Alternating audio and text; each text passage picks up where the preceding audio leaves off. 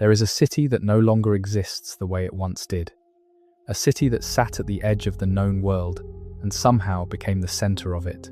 A city where a man could walk into a building and find the answer to almost any question he had ever thought to ask.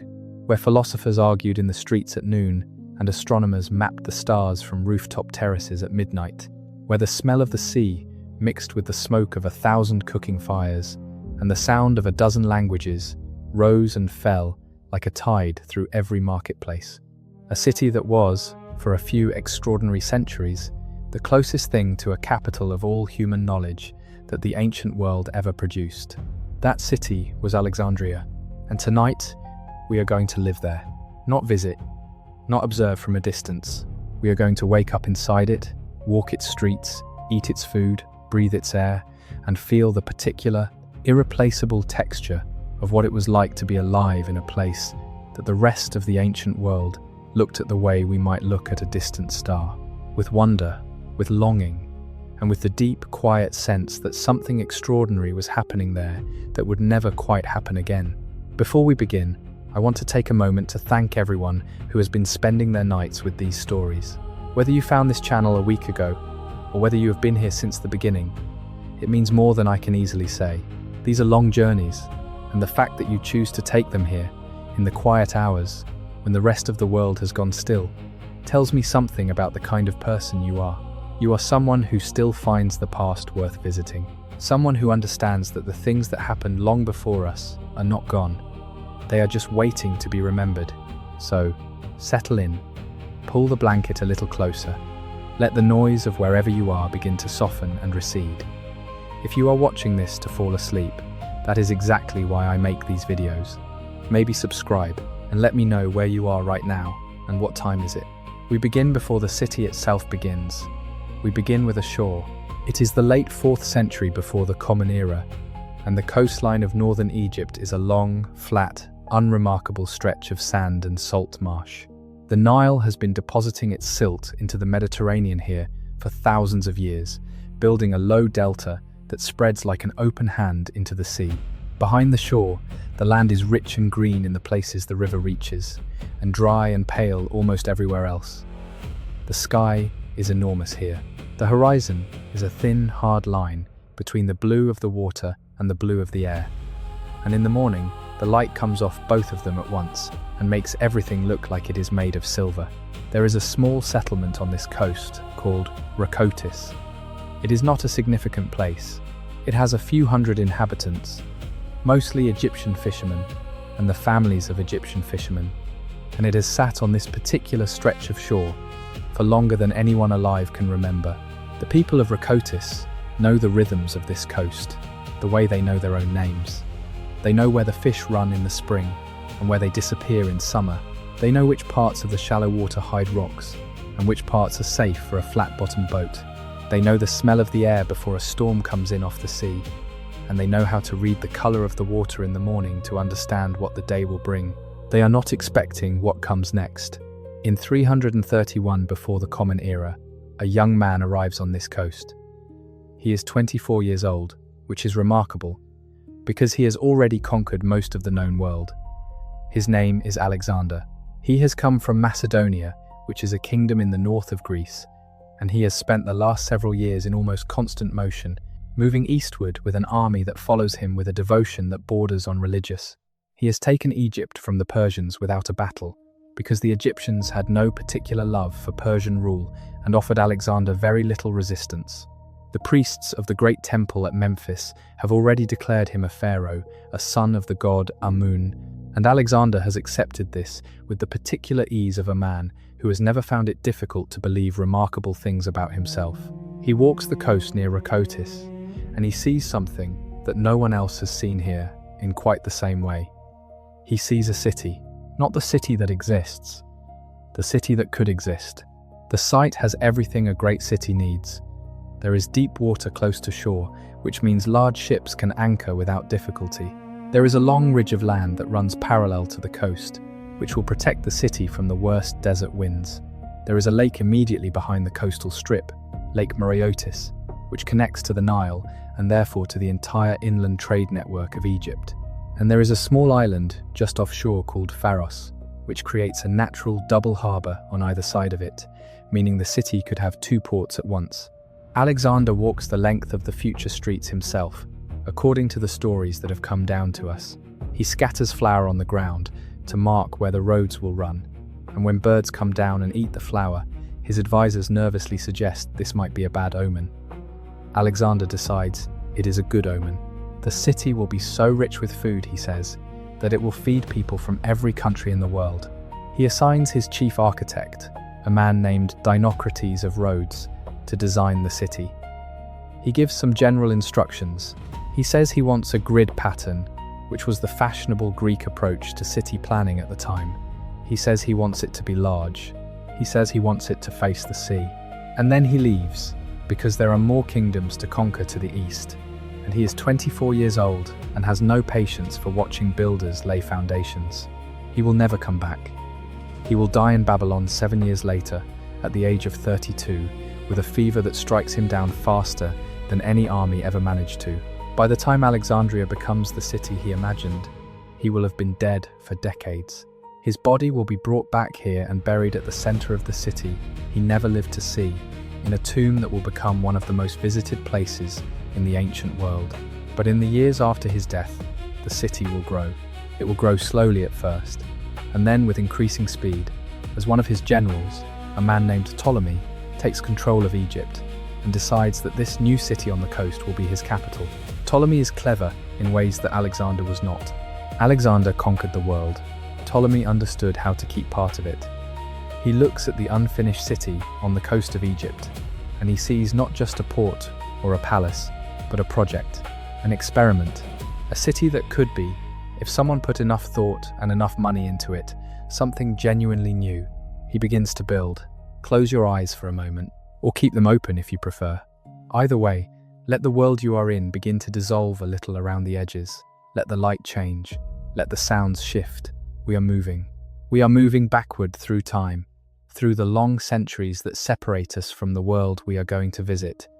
And we are moving across the surface of the earth, across the Mediterranean and down the coast of North Africa, to a morning in the 3rd century before the Common Era, somewhere around 250 years before the birth of Jesus of Nazareth.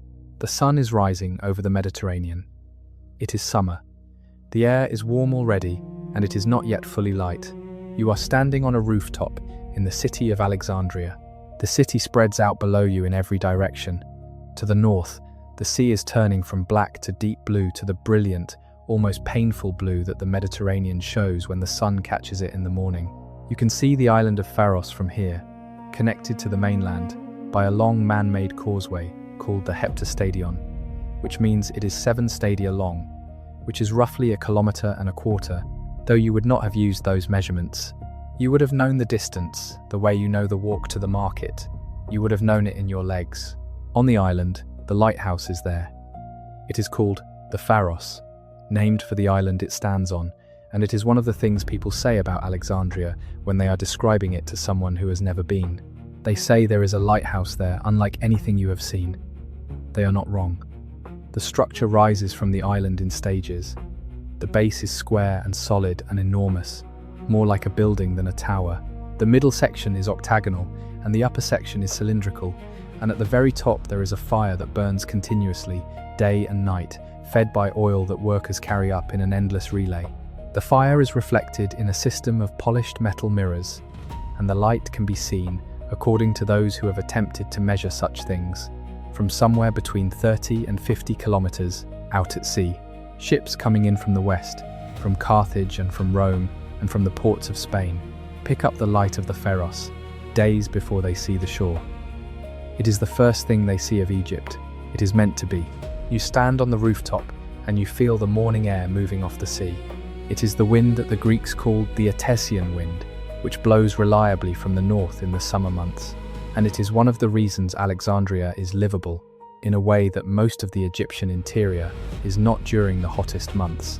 The wind comes off the water and moves through the streets and makes the summer bearable. People plan their days around it. Certain streets are oriented to catch it. Certain windows face north for exactly this reason. You can see the main streets of the city from up here. Alexandria was laid out in a grid, which means the streets run in straight lines and intersect at right angles, which was a very deliberate decision by whoever designed it. The two main streets are enormous by ancient standards. The primary east-west avenue, which some sources call the Canopic Way, because it runs in the direction of the town of Canopus to the east, is wide enough that two carts could pass each other going in opposite directions with room to spare, and there are colonnades of columns running along both sides, providing shade for the pedestrians below. The marble of the columns is very white in the early morning light. Later in the day, when the sun is higher, the shade they cast will be one of the most valuable things in the city. There is already movement in the streets. It is early, but not too early. The bakers have been up since before the light. You can smell the bread, if the wind is right, a warm, close, yeasty smell that mixes with the salt of the sea and the wood smoke from the cooking fires and something else, something harder to name, a kind of mineral smell that is the city itself. The limestone and the dust and the million small processes of human habitation, all compressed together into a scent that you would recognize instantly as urban, as inhabited, as alive. Donkeys are already moving through the streets below. They are loaded with goods, amphoras of wine and oil, sacks of grain, bundles of papyrus reed, bolts of linen cloth. The men who drive them are mostly Egyptian, because while Alexandria is a Greek city in its design and in the language of its official business, the people who do most of the physical work of keeping it running are Egyptian. This is not unusual. It is the way things work in almost every city of the ancient world, where the layer of people who govern and trade and philosophize sits above the layer of people who bake and haul and build. And the two layers speak different languages and eat different food and pray to different gods and rarely think very much about each other unless something goes wrong. But in Alexandria, the layers are more visible than in most places, and also more complicated, because there are more layers here than most cities have. Let us think about who lives in this city. There are the Greeks and Macedonians who came with Alexander, or came after him, who form the ruling class and speak Greek, and run the courts and the army, and the administrative apparatus of the Ptolemaic Kingdom. There are the Egyptians, who were here before everyone else, and whose presence runs underneath the city like the aquifer that supplies its fresh water, invisible but essential. There are the Jews, who have had a substantial community in Alexandria since very early in the city's history, and who will grow to become one of the largest Jewish communities in the ancient world, with their own quarter of the city, and their own governing council, and their own courts, and eventually their own translation of their sacred scriptures into Greek, because so many of them have been here long enough that Greek is now their primary language. There are people from Syria, and from the Phoenician coast, from Cyprus and from Crete, from Carthage, and from the Italian peninsula, from the Black Sea coast, and from Arabia, and from the lands to the south of Egypt that the Greeks call Ethiopia. Alexandria is not a city of one people. It is a city of the world. And this is not an accident. It was planned this way, or at least encouraged this way, by the Ptolemaic rulers who understood that a city sitting at the intersection of so many trade routes needed to welcome the people who traveled those routes if it wanted to prosper. Come down from the rooftop now. Come down into the street. The morning is properly underway. The light has settled into the white gold quality of an Egyptian summer morning that it will hold until around midday, when it becomes something harsher and more vertical, and everyone who has any choice in the matter retreats indoors. But for now, in the morning, the light is beautiful in the way that only very hot places produce beautiful light, by making everything sharp and clear and slightly unreal, like a world seen through very clean glass. The street is alive with people. A Greek merchant in a linen himation is arguing with a Syrian trader about the quality of some glass objects the Syrian has brought up from his workshop. The glass objects are small, ungainly things by our standards, perfume bottles and small cups, but they are brilliant in the morning light, blue and green and amber, and the Greek is holding one up and turning it and making dissatisfied faces while the Syrian watches him with the patient, calculating attention of someone who has done this many times before and knows exactly how it ends. Two Egyptian women are walking past, carrying baskets on their heads, with the effortless, straight-spined posture that comes from a lifetime of practice. They are speaking Demotic, which is the form of the Egyptian language in use at this time, written in a script that looks nothing like the hieroglyphics carved on the walls of the old temples. They are talking about something that made one of them laugh. The laughter is bright and quick, and then it is gone. A group of young men, who look like students, are walking together in the direction of the Mausian. They are speaking Greek with several different accents, one of them with the careful, slightly over-precise pronunciation of someone who has learned it as a second language. They are carrying wax tablets, and they are deep in a conversation about something that clearly matters very much to all of them. One of them stops in the street and draws something in the air with his finger. The others crowd around him and argue. A donkey walks through the middle of them, and they split apart and come back together without breaking the conversation. This is Alexandria in the morning. Let us go further into it. The city is organized into 5 districts, which are designated by the first 5 letters of the Greek alphabet. The royal quarter occupies the northeast corner of the city and runs along the coast, taking up something like a quarter of the total urban area. This is where the palaces are, and where the Mausian is, and where the Great Library is located, and where the harbour called the Great Harbour opens to the sea. This is the part of the city that the world knows. This is the part that people mean when they say Alexandria. But most of the people who live in Alexandria do not live in the royal quarter. They live in the other districts, in streets that are narrower and louder and smellier and more fully alive than the marble corridors of the museum. They live in apartment buildings 2 and 3 stories high, built of mud brick plastered and whitewashed, with small windows and internal courtyards where the air moves a little more freely than in the street. They live in neighborhoods organized partly by occupation and partly by ethnicity, though the two things blur into each other in ways that are never fully predictable. The Jewish quarter is in the northeastern part of the city, near the sea. The Egyptian quarter is in the western part of the city, in the area around what was once the old settlement of Rakotis, where the great temple of Serapis stands on an artificial hill that you can see from almost anywhere in the city. The god Serapis is worth pausing on for a moment, because he tells you something essential about what Alexandria is trying to do. When Ptolemy I decided he needed a state religion for his new kingdom, he faced an interesting problem.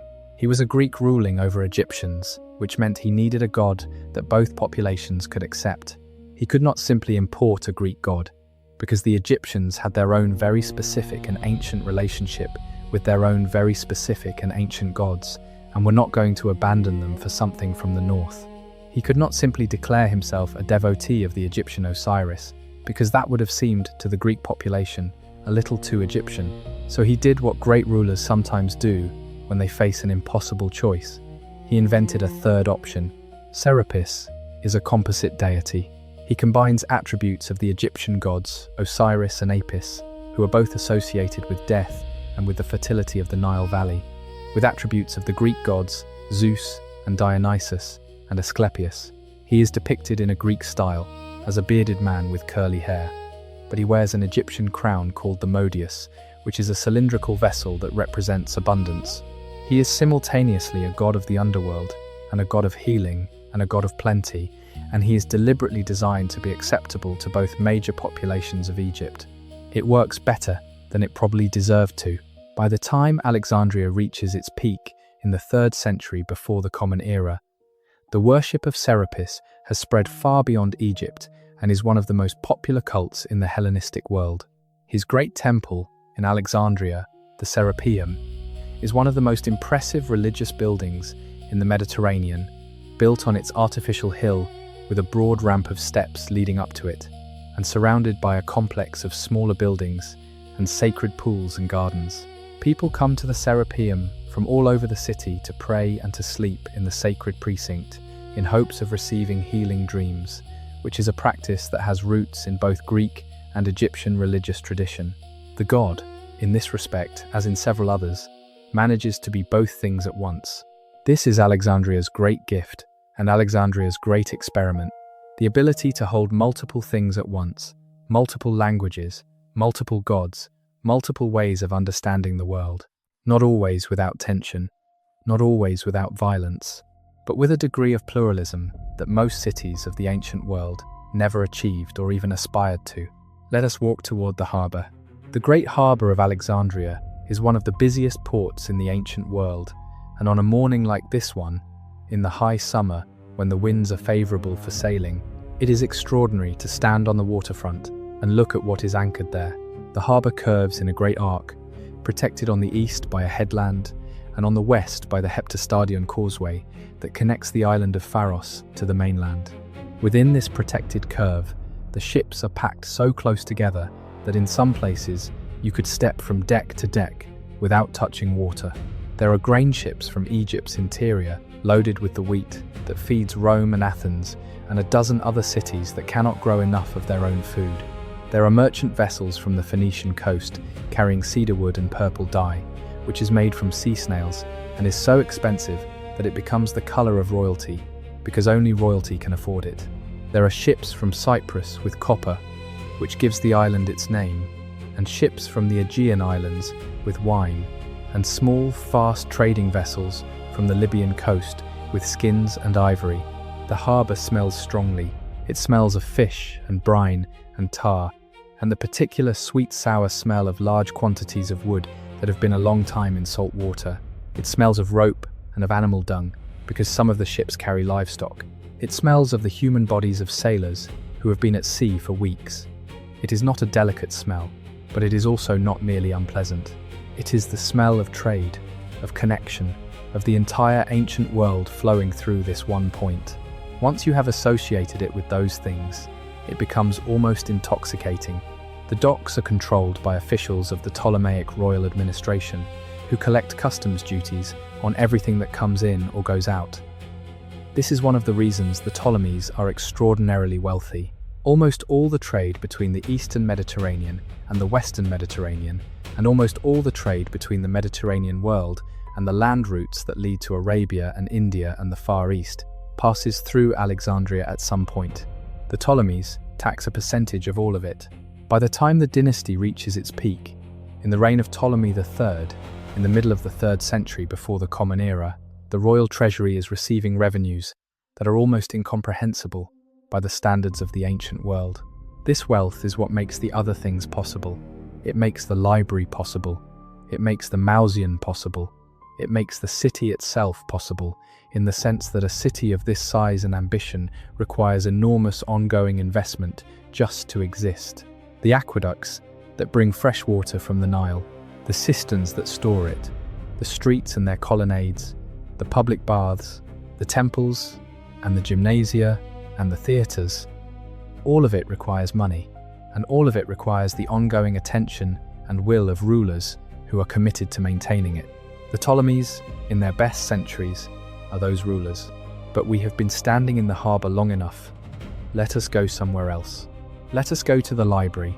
The Library of Alexandria is the most famous building in the ancient world that almost no one alive today has ever visited, and almost no one who visited it in antiquity described in enough detail that we know exactly what it looked like. We know it was large. We know it was part of the Mausoleum complex, which was a kind of royal research institute dedicated to the Muses, the 9 goddesses of learning and art. We know it held scrolls. We know it held, at some point, a very large number of scrolls. How many scrolls? This is one of the questions that has occupied scholars for a long time, and that has answers ranging from about 40,000 to about 700,000, depending on which ancient source you consult and how much you trust it. The truth is probably somewhere in the middle, and the number is less important than what it represents.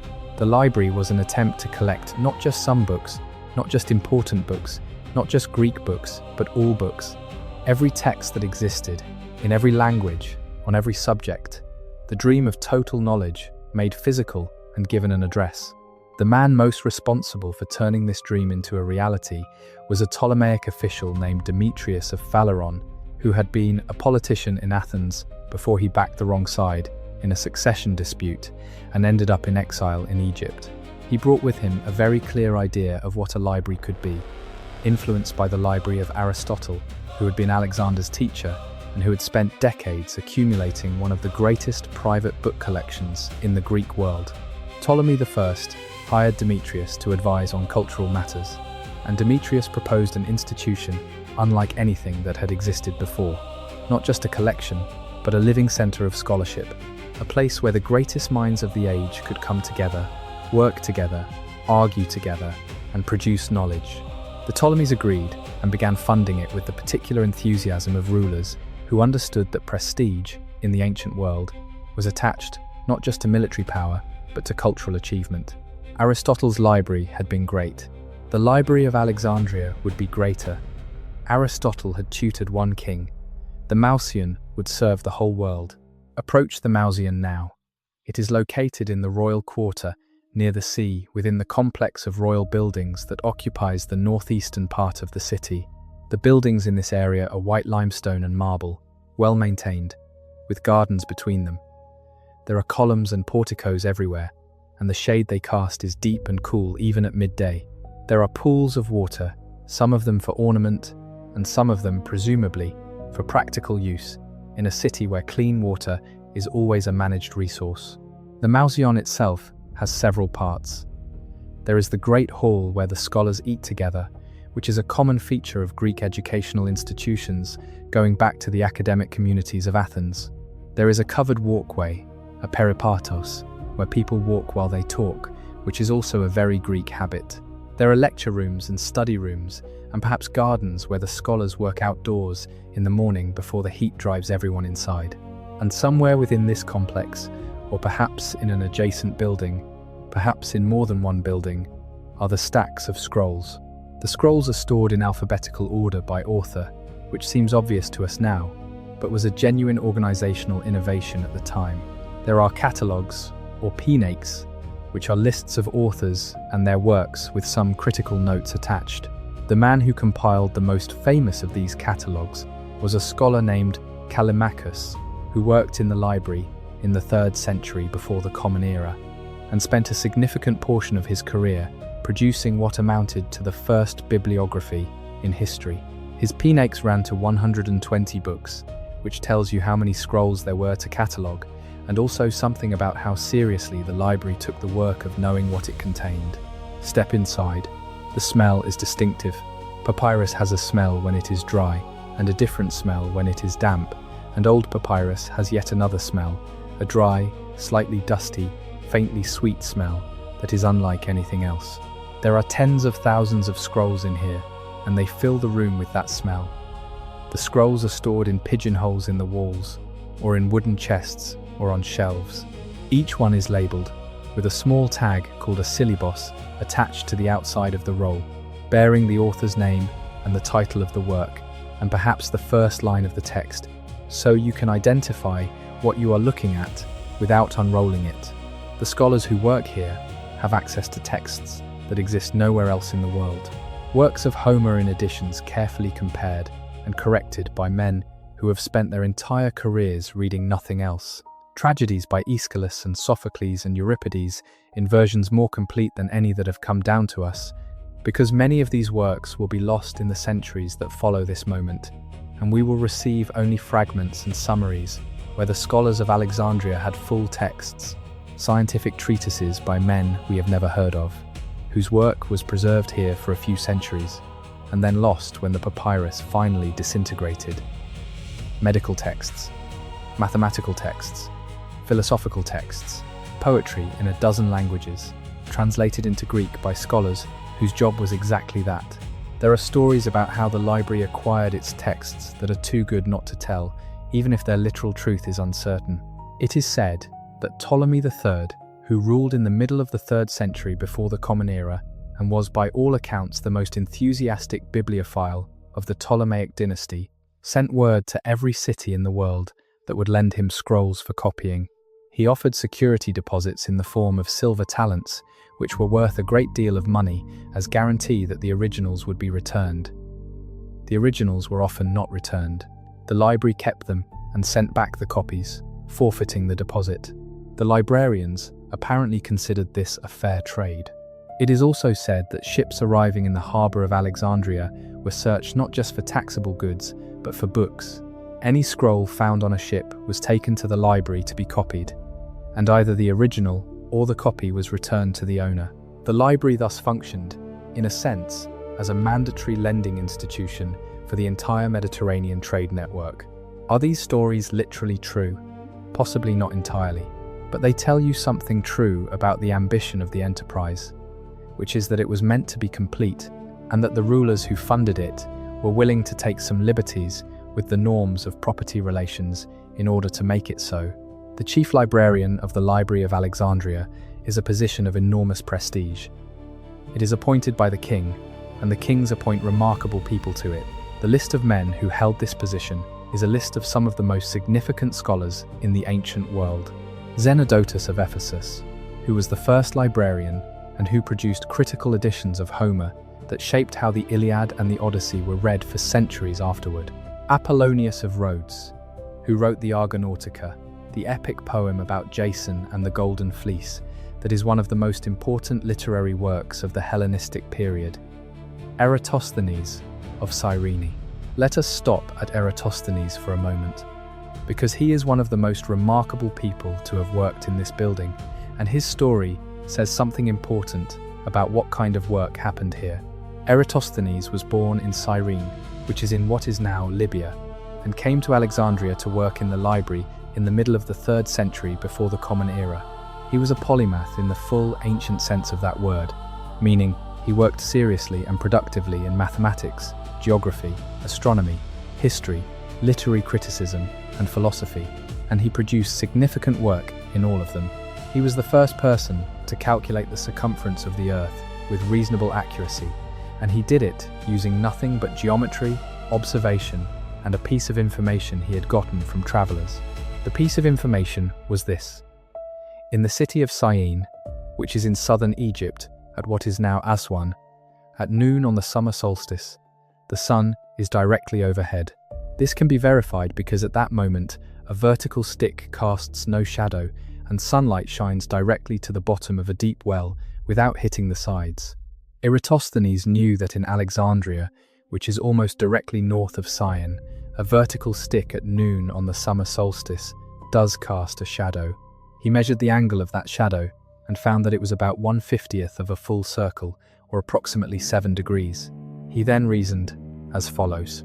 If the sun's rays are essentially parallel by the time they reach the Earth, which they are, because the sun is so much larger and so much farther away than any ancient person fully appreciated, but which the geometry works out to anyway, then the difference in the angle of the shadows at Syene and Alexandria reflects the curvature of the Earth between those 2 points. If that curvature is 1/50th of a full circle, then the full circle of the Earth must be 50 times the distance between Syene and Alexandria. He knew the distance between Syene and Alexandria from travelers and from official royal surveys. It was approximately 5,000 stadia. 50 times 5,000 is 250,000 stadia. The actual circumference of the Earth is approximately 40,000 kilometers. Depending on which ancient unit of measurement you use for the stadion, Eratosthenes' answer comes out to between 39,000 and 46,000 kilometers, which means he was right. Within a few percent of right, using a stick and a shadow and the distance between 2 cities. He did this in Alexandria. He did this in the building you are standing in, using measurements taken from travelers and probably from the library's geographical collections and from his own observations of the Alexandrian sun. He was the chief librarian. He was also, on the side, calculating the circumference of the Earth. This is what the library was for. Come out of the library now. Come back into the sunlight of a summer morning in Alexandria. The light is brighter out here, after the cool dimness of the stacks. The street noise reasserts itself. A cart passes. 2 men argue about money. The city closes around you again, like water. Let us go to the market. The main market of Alexandria, the agora in the Greek sense of the word, is not a single building but a district, a section of the city where commercial activity concentrates and where you can, if you have money and time and patience, find almost anything that the ancient world produces. It is loud, it is crowded, it smells of 100 things at once. It is in motion from before dawn until well after dark, with different goods and different sellers appearing at different times of day. In the early morning, the food sellers are most prominent. The grain sellers are there, with their sacks of wheat and barley, and the more exotic grains that come up from the Nile Valley. There are bread sellers whose product was baked hours ago and is still warm. There are sellers of fish, both fresh from this morning's catch in the harbour and preserved, salted and dried, from ships that have come from the fishing grounds of the Black Sea or the deep Mediterranean. There are vegetables, a range of them that might surprise you. Onions and garlic and leeks, which are the everyday vegetables of the Egyptian diet and have been since the time of the pharaohs, but also cucumbers and lettuce and cabbage and chickpeas and broad beans, and in season, the figs and pomegranates and dates that grow along the Nile Delta and in the oases. There is fruit from places even further away, sometimes. Dried figs from Syria, almonds from Persia, pepper from India, that has made the long journey up the Red Sea and across Egypt by caravan. Pepper is expensive. Everything from India is expensive. But Alexandria sits on the route between the Mediterranean world and the Indian Ocean trade network, and some of that Indian trade comes through here, and some of that trade consists of things that the wealthy Alexandrians will pay very good money for. There are spice sellers in the market, and their corner of it smells different from every other corner. They sell cumin, which is the most fundamental spice of the Egyptian kitchen, and coriander and anise and fenugreek, and the expensive things, cinnamon from Sri Lanka and ginger from somewhere further east than most Alexandrians have ever been or will ever go. The spice sellers tend to be from the east, from Arabia, or from the lands beyond Arabia, and they speak a mixture of Aramaic and Greek, and sometimes a third language that no one around them speaks but themselves, and they are very reluctant to say exactly where their goods come from, because the mystery of the source is part of what makes the goods valuable. Move deeper into the market. Past the food section, past the cloth sellers with their bolts of Egyptian linen, which is the finest in the world, and has been since the time when linen was the primary fabric of the Nile civilization. Past the potters with their amphorae and their storage jars and their everyday cups and plates, red figure and black figure and plain. Past the bronze workers and the jewelers and the glass workers. Though the glass here is different from what Alexandrian glass will become in a few centuries, when the blowpipe is invented and makes glass blowing possible, and Egyptian glass becomes famous throughout the Roman world. Find the papyrus sellers. Papyrus is one of the things that Alexandria exports to the rest of the world, which is to say, it is one of the things without which the rest of the world, as it currently exists, could not function. Papyrus is the writing surface of the ancient Mediterranean. It is made from the papyrus plant, which grows in abundance in the Nile Delta, and it is processed into sheets, and then sheets are glued together into long rolls. And those rolls are what books are made of in this world. Without papyrus, there is no Library of Alexandria. Without papyrus, there are no tax records and no legal documents and no letters between cities. Without papyrus, the entire apparatus of Ptolemaic administration, which runs one of the most bureaucratically sophisticated states in the ancient world, would seize up and stop within weeks. The papyrus trade is tightly controlled by the Ptolemaic state, which has a monopoly on papyrus production and sale, and which uses that monopoly as both a source of revenue and as a political tool. Sending papyrus to an enemy is not something you do. Cutting off the papyrus supply to a troublesome trading partner is a form of economic warfare. In a world made of papyrus, the city that controls the papyrus supply is in a position of remarkable leverage. But in the market this morning, the papyrus sellers are not thinking about geopolitics. They are thinking about selling papyrus. They have rolls of different qualities, different weights, different widths. The finest papyrus, hieratica, the priestly papyrus, is thin and smooth and takes ink beautifully and costs considerably more than the coarser grades used for everyday record keeping. A scholar buying fine papyrus for an important text is making an investment. It says something about how seriously he takes the work. Let us leave the market and walk in a different direction. The afternoon is coming on. The sun is past its highest point, but has not yet begun to descend, and it is very hot now, the air dry and sharp-edged in the throat. Most people who have any choice in the matter have retreated indoors. The streets are quieter. The vendors have covered their goods. The donkeys are resting in whatever shade they can find. Even the harbour seems to have slowed. The activity on the docks reduced to the steady, low-intensity work that cannot be stopped, even in the hottest part of the day. This is the time of day when Alexandria turns inward. People eat their midday meal inside, in the cool darkness of their rooms, lying on couches in the Greek fashion or on mats in the Egyptian fashion, eating bread and olive oil and fish paste and fruit, drinking well-watered wine, listening to the city quiet around them. In the wealthy households, someone might read aloud.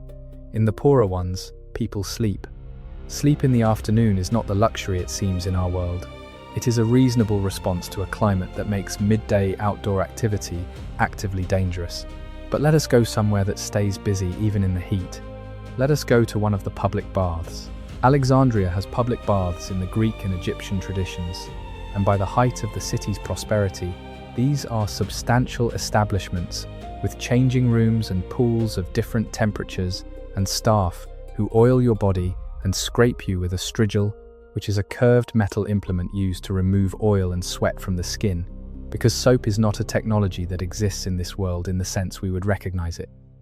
The baths are social places as much as hygienic ones.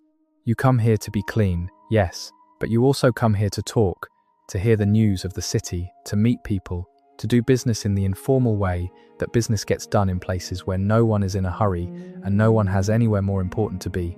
In the baths, the social stratification of the city softens somewhat, not entirely.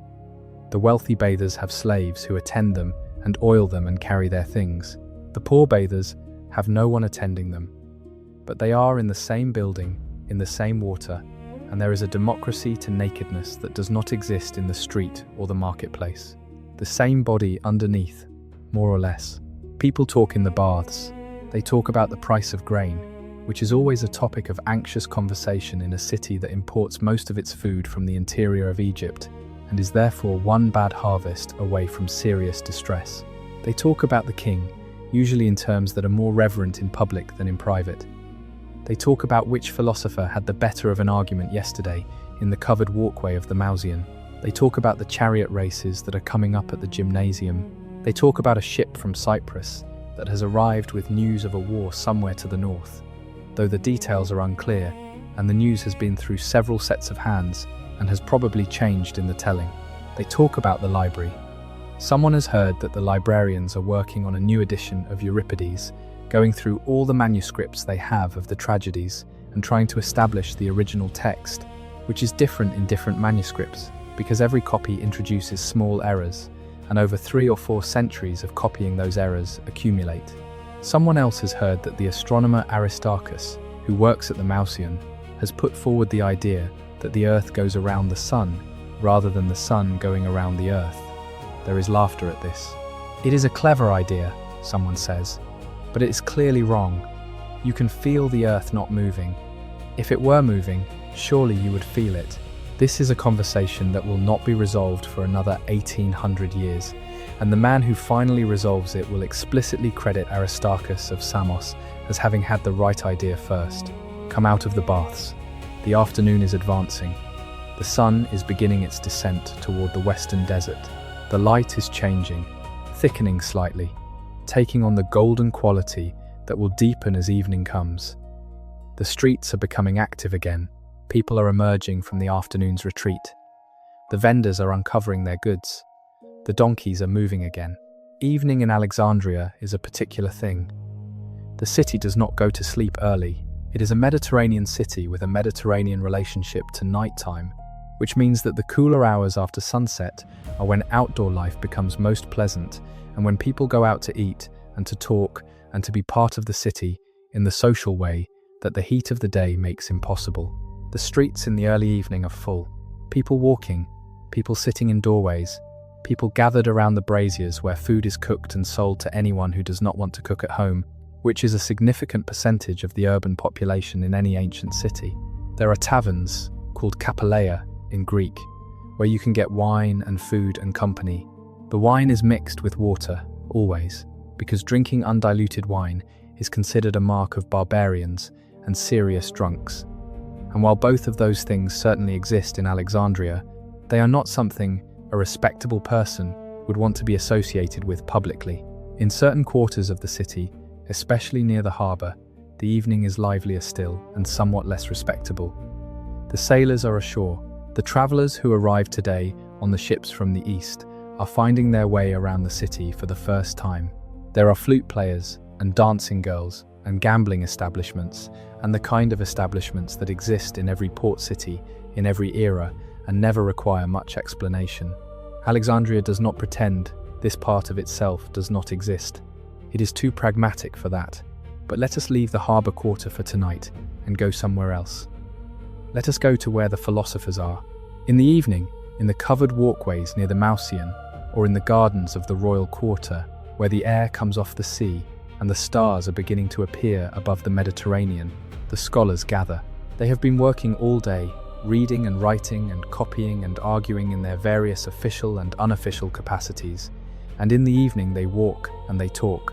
This is how knowledge moves in the ancient world, not through publications and citations in the way it moves now, but through conversation, through the argument that extends from dinner into night, through the correction that one scholar makes to another's theory while they are standing in the garden watching the first stars appear.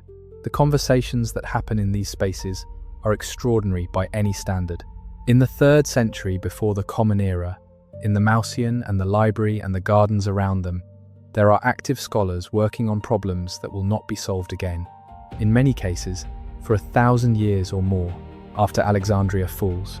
Euclid, or at least Euclid's school and Euclid's tradition, works here on the geometry that is now called Euclidean, and that is still the geometry taught to children. Archimedes, though he is more closely associated with Syracuse in Sicily, studies in Alexandria, and the Alexandrian mathematical tradition shapes his thinking.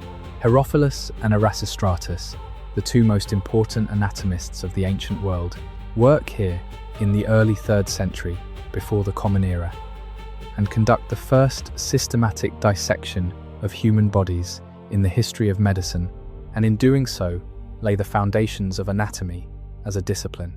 The dissections are controversial. In most of the ancient world, cutting open human bodies after death is considered a profound violation, and the idea of doing it systematically, scientifically, as a form of inquiry rather than as a ritual preparation would be deeply shocking in most contexts. But Alexandria is not most contexts. The Ptolemaic rulers, interested in the expansion of knowledge and also in having good doctors for their court, permit the work. Herophilus and Erasistratus examine the brain and identify the cerebrum and cerebellum. They describe the nervous system and distinguish between motor and sensory nerves. They describe the heart valves and measure the pulse. They identify the duodenum, the section of the small intestine just below the stomach, which gets its name from the Latin for 12 fingers because it is 12 fingers wide, and the measurement was made here, in Alexandria, by men who looked at actual human bodies rather than inferring their anatomy from religious texts and general principles. This is what happens when you put smart people in a room with access to all the knowledge in the world and tell them to figure things out. Sometimes they figure things out. The night is coming on fully now. The stars over Alexandria are bright and many, because the city has no artificial light to speak of. Only the flickering of oil lamps in windows and the occasional larger fire, and so the sky overhead is dark, and the stars are as close and abundant as they ever get at this latitude. The lighthouse on Pharos is visible from here, a pillar of fire against the north. The harbour is reflected below it, its own lights doubled in the dark water. Hipparchus is not here yet, he comes later, but the astronomical tradition that he will draw on begins here, in this city, in this period. The Mausian has observers who watch the sky and record what they see. They note the positions of stars and the movements of planets. They compare their observations with earlier observations from Babylon, because the Babylonians have been keeping careful astronomical records for centuries, and those records are available here, in translation, in the library. The comparison of Greek observational tradition with Babylonian observational tradition, made possible by the library's collection and by the multinational character of Alexandrian scholarship, produces a synthesis of astronomical knowledge that is more complete and more accurate than either tradition produced on its own. This is the library's gift. Not just the storage of knowledge, the combination of it, the meeting point where the Babylonian observer and the Greek mathematician and the Egyptian priest look at the same sky and tell each other what they see. Let us walk along the waterfront in the darkness. The sea is black and the lighthouse fire is orange against the sky, and the city behind you is a pattern of small lights, oil lamps in windows, fires in doorways, the occasional torch carried by someone moving through the streets. The air off the sea is cooler now than it has been all day. You can smell the salt and the seaweed exposed at low tide on the rocks near the base of the Heptastadian Causeway. The ships in the harbour are dark shapes against darker water. One of them is loading in the night, torches at the dock. Men moving silently with the efficiency of people who have done this job so many times it requires no thought.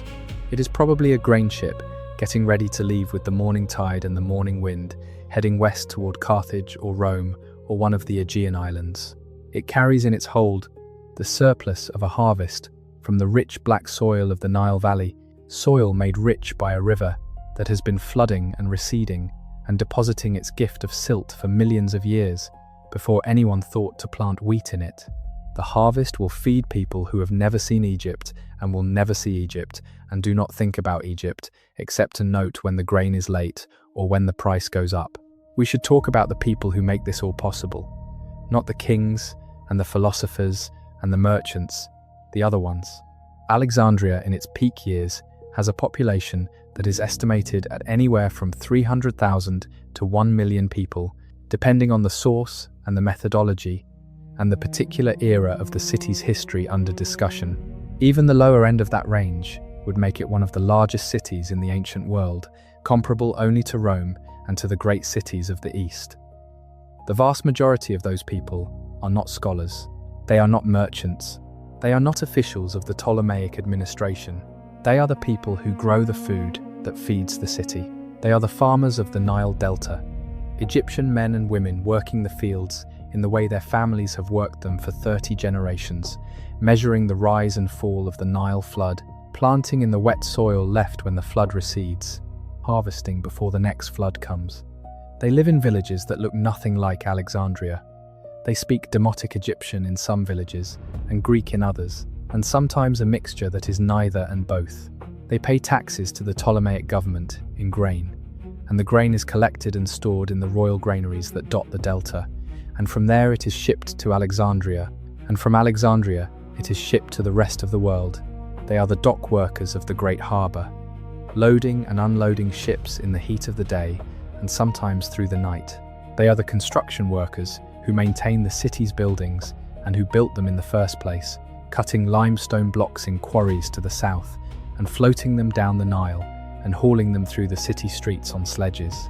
They are the domestic slaves in the households of the wealthy, who cook and clean and carry and attend. They are the enslaved workers in the papyrus processing workshops, who do the wet, smelly work of converting raw papyrus reed into usable writing material. They are the sailors on the merchant ships who spend most of their lives at sea and see their families for a few weeks a year. Alexandria exists because of them. The library exists because of them. Every scroll that was copied in the library was copied on papyrus that they processed. Every building that housed a philosopher was built by their hands. Every meal that a mathematician ate in the communal dining hall of the Mausoleum was cooked by someone whose name will never be recorded in any of the texts that the library was meant to preserve. This is not a comfortable thing to sit with. It is also not unusual to the ancient world. Every ancient civilization rests on this foundation, but it is important not to forget it when we are talking about the glories of Alexandria, because the glory and the foundation are the same thing. They are not separable. The library is built on the labor of the dock workers. The philosophy is funded by the grain tax. The lighthouse is maintained by men who carry oil up the stairs in the dark. Let us sleep for a while. Let us let the night pass over Alexandria in the 3rd century before the Common Era, with the lighthouse fire burning steadily on its island, and the ships moving out of the harbour in the early morning dark, and the scholars in the Mausoleum sleeping in their quarters, and the bakers already awake in the cities, neighbourhoods, and the Egyptian fishermen who were here before any of this was here, pulling their nets in the shallows of Lake Mariotis at the southern edge of the city. Let the night pass. Morning comes again. The light returns. We have been talking about Alexandria at its absolute peak in the 3rd century before the Common Era, during the reigns of the first 3 Ptolemies, who are sometimes called the Ptolemies the Great, in recognition of the extraordinary cultural project they undertook and largely achieved. But Alexandria does not remain at this peak. Nothing does. Cities, like people, move through time, and the movement is not always upward. The 4th Ptolemy. Ptolemy IV is not like his predecessors. He is interested in pleasure. He is interested in luxury. He is not especially interested in governance, which, in a highly centralized Ptolemaic state, is a significant problem. The competent officials who had managed the state under his predecessors are sidelined or killed in court intrigues. The careful management of the Egyptian agricultural system that has been the foundation of Ptolemaic prosperity begins to slip. There are revolts in Upper Egypt by Egyptians who resent the exploitation of their labor and their land by a Greek-speaking ruling class that has never stopped thinking of itself as primarily Greek. The Ptolemaic dynasty does not collapse immediately. It takes another 2.5 centuries to reach its end. And in those centuries there are periods of renewed competence and periods of extraordinary chaos, and periods, like the reign of Cleopatra VII, which are complicated enough to require their own very long night. But the extraordinary creative energy of the first 3 Ptolemies, the sense that anything is possible and that all human knowledge can be collected and organized and built upon, that specific energy does not quite come back. The library continues to function. The Mausion continues to produce scholarship. The city continues to grow and trade and argue and eat and build. But the peak is the peak. The city that exists in 250 before the Common Era, when Eratosthenes is calculating the circumference of the earth, and Herophilus is dissecting human bodies, and Callimachus is writing his bibliographies, and the harbour is packed with ships from every corner of the ancient world. That city is the one we have been visiting tonight, and it will not quite come again. Rome enters the story in the 2nd century before the Common Era, initially as an ally, and then increasingly as the dominant partner, in a relationship that is not really between equals. The Ptolemies begin to depend on Roman support to manage succession disputes and internal rebellions, and in doing so they gradually cede real independence for the appearance of it. When Julius Caesar arrives in Egypt in 48 before the Common Era, ostensibly in pursuit of his rival Pompey, he is walking into a situation where Egypt is already, in practical terms, moving into Rome's orbit. Caesar's time in Alexandria is one of the most documented periods of the city's history, and also one of the most mythologized, largely because of his relationship with Cleopatra VII, who is a figure extraordinary enough that she deserves her own careful attention and will receive it in another story on another night. But for our purposes tonight, what matters about Caesar's time in Alexandria is that during the fighting that breaks out in the harbour, a fire is set. And some accounts say that the fire spread to buildings near the harbour that contained, among other things, books. Whether the Great Library itself was damaged in this fire is one of the most debated questions in ancient history, and the honest answer is that we do not know. The ancient sources are contradictory. Some say the library was burned. Others suggest that what was burned was a warehouse near the harbour that contained books waiting to be exported, which would be significant but would not be the same thing as the destruction of the library itself. The library appears in later sources as a functioning institution, which suggests it was not entirely destroyed at this point. But whether it survived intact, or whether this was the beginning of a slow decline, is a question that cannot be answered with the evidence we have. What we know is that the library continued to function in some form for centuries after Caesar. The Roman rulers of Egypt, when Egypt became a Roman province after the death of Cleopatra and her son Caesarion in 30 before the Common Era, maintained the Mausion as an institution. The Emperor Claudius added a new wing to it in the 1st century of the Common Era. Scholars continued to work there. The astronomer Claudius Ptolemy, no relation to the dynasty, worked in Alexandria in the 2nd century of the Common Era and produced the great astronomical synthesis called the Almagest, which summarized and extended Greek astronomical knowledge into a form that would remain the standard reference for the next 14 centuries. But the city was changing. Egypt under Rome was a different place than Egypt under the Ptolemies. The capital was now Rome, not Alexandria. The cultural energy that had drawn scholars from across the world to the city in the Ptolemaic period was still there, but the center of gravity had shifted. Alexandria remained important, remained large, remained a center of trade and learning, but it was no longer the only such center in the way it had been. Rome itself had libraries now. Antioch and Athens and Pergamon had cultural institutions. The world had more than one Alexandria, which meant Alexandria was no longer uniquely itself in quite the same way. There are events in the later history of Alexandria that are often invoked as the moment when the library was destroyed and ancient learning was lost. The Bishop Theophilus, in 391 of the Common Era, ordered the destruction of the Serapeum, the great temple of Serapis, and the pagan philosophical and religious establishments associated with it.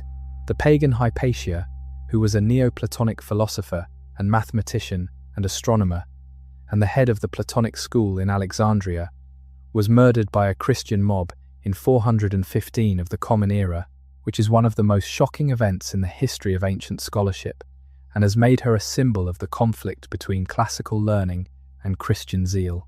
And then in 641 of the Common Era, the Arab general Amr ibn Alas took Alexandria from the Byzantine Greeks, who had held it as part of the Eastern Roman Empire, and that conquest marks the end of Greek Alexandria, in the sense that the city had been Greek in language and in cultural orientation for nearly 1,000 years. But the story of the library's destruction as a single catastrophic event, the fire, the moment when all that knowledge was lost, is not quite right. The truth is more complicated and in some ways more melancholy. The library did not burn in a single night. It declined. It was damaged at various points. It was not adequately maintained. The texts in it were not copied fast enough as the originals wore out. The institution lost royal patronage, and then religious sanction, and then the community of scholars that gave it its purpose.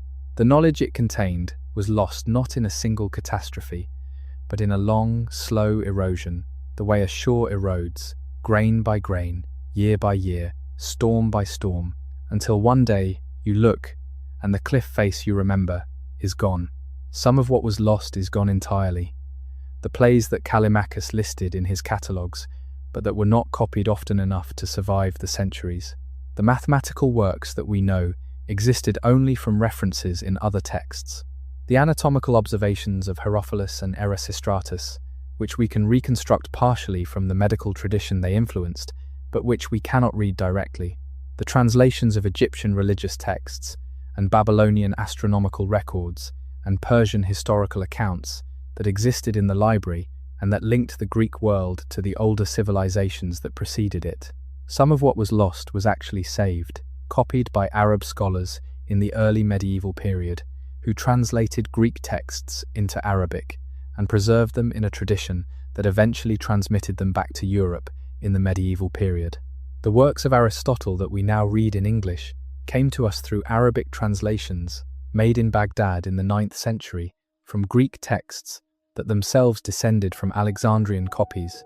The chain of transmission is long and fragile, and in places barely there, but it held.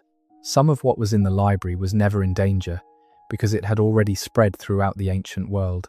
The Iliad and the Odyssey were copied so many times, in so many places, that no single fire or flood or political upheaval could destroy them.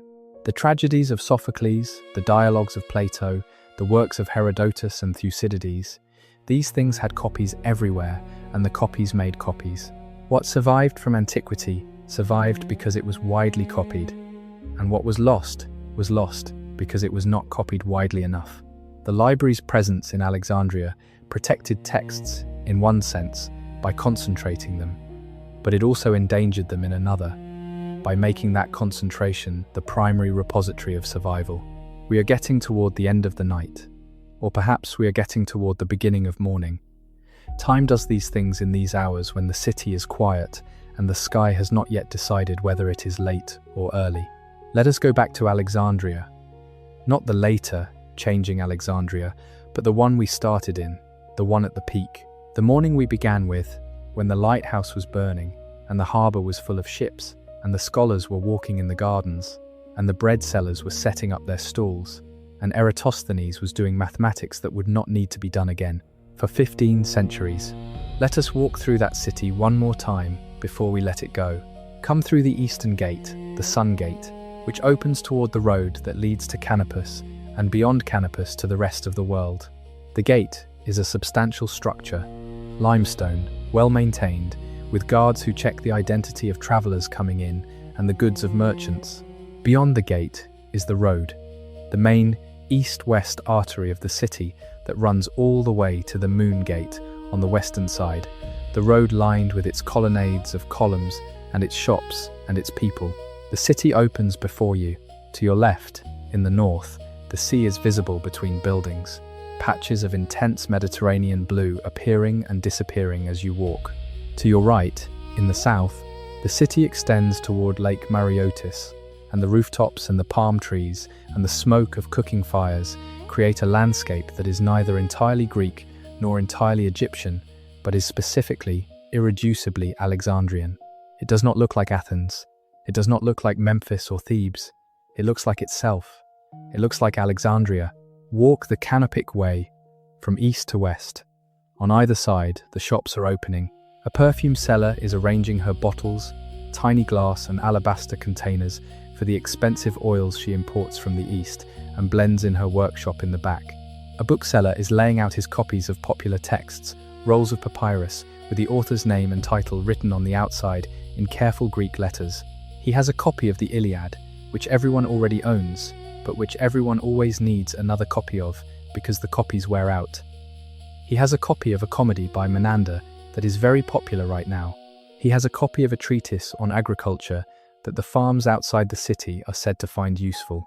Past the gymnasium, which is the center of Greek civic life and physical training, and which in Alexandria is one of the most important institutions outside the Mauseon. The gymnasium is where young men of Greek background are educated in the full Greek sense, not just the physical training that the word gymnasium most directly evokes, but also the literary and musical and philosophical education that Greek culture considers inseparable from physical development. The gymnasium is also a social institution, the place where the citizen class meets and defines itself, where careers are made and connections maintained, and the social hierarchies of the city are reproduced and negotiated. Not everyone has access to the gymnasium. It is for citizens, for the Greek and Macedonian settler class and their descendants, not for the Egyptians in the city or for the Jewish community who have their own parallel institutions. This is one of the ways in which Alexandria's pluralism has its limits. The city welcomes people from everywhere. It does not treat people from everywhere equally. Past the great temple district, where several temples stand in their precincts, with their priests and their offerings and their daily rituals. The Temple of Isis is here, and the worship of Isis is one of the things that Alexandria exports to the world, the way it exports grain and papyrus. Isis is an Egyptian goddess of enormous antiquity and complexity, a goddess of magic and motherhood and healing and death and resurrection. And she absorbs Greek attributes the way Serapis absorbs them. She becomes a universal goddess, a goddess who can be anything that any of her worshippers needs her to be, and her cult spreads throughout the Hellenistic and then the Roman world, with a speed that suggests she is meeting a need that the other available gods are not meeting. There is something about the accessibility of Isis, the way her mythology centers on love and loss, and the search for what has been taken away, that speaks to people from very different backgrounds. She is a mother looking for her murdered husband. She is a wife who will not accept that death is final. She is a goddess who performs miracles for the sick and the suffering, and who asks, in return, not for elaborate priestly mediation, but for personal devotion. She is, in some respects, an early version of an idea about the divine that will find its fullest expression in a different religious tradition a few centuries later. But we are not following that thread tonight. Tonight we are in Alexandria, at its peak, in the 3rd century, before the Common Era, before the world has changed in the ways it is about to change. Past the theatre, where they are setting up for a performance this evening, workers arranging the painted backdrops that will indicate whether the action takes place in Athens or in Troy or somewhere else entirely. The theatre in Alexandria stages both tragedies and comedies, classic texts by the great Athenian dramatists, and new works by poets who are trying to do something new within the old forms.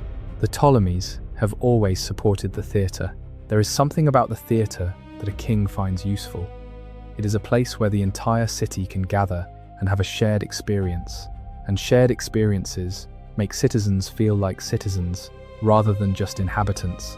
Reach the center of the city, the main intersection where the two great streets cross each other at right angles. Stand at this crossroads and look in all four directions. East, the road leads to the Sun Gate, and beyond it to the world. West, the road leads to the Moon Gate, and beyond it to the Libyan coast. North, the road leads to the harbour and the sea. South, the road leads to Lake Mareotis and the Nile, and the whole interior of Africa. Everything that Alexandria is stands at this crossroads. Everything that makes it possible, and everything that makes it extraordinary. The trade routes that bring the city, its wealth, and its people. The sea that connects it to the Greek world. The Nile that connects it to Egypt. The lake that connects it to the African interior. All the lines of connection converge here, at this point, in this city, in this crossroads of the ancient world. And at the center of it, the library. The attempt to put all human knowledge in one place and make it available to anyone who came to look for it. The wildly ambitious, incompletely realized, partially lost, never fully recovered dream of a city that knew everything. It is almost morning now in the city we are walking through. The night has turned and the darkness has thinned, and the stars over the Mediterranean are fading one by one as the sky in the east begins to lighten. The lighthouse on Pharos is still burning, its fire pale now against the approaching dawn. The harbour is beginning to come alive again, the first crews of the day moving down to the docks, the first carts of the morning appearing in the streets. Somewhere in the Mausian, a scholar who has been working through the night is putting down his pen and rolling up the scroll he has been writing on and tying a cord around it. He gets up and stretches and goes to the window of his room and looks out at the lightening sky over the sea. He has been working on a commentary on a text that will not survive to our time. His commentary will not survive either. We will not know his name. His work tonight, the careful thought he has put into understanding and explaining a text that mattered to him, will be completely and irrecoverably gone.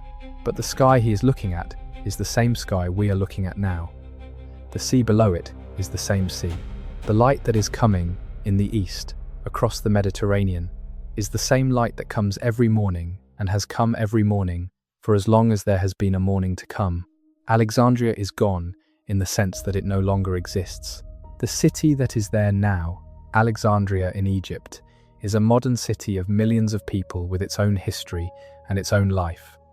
And it sits on the ruins of the ancient city, the way all modern cities sit on their ruins, pressing them down into the earth, not thinking about them very much, going about the business of being alive in the present.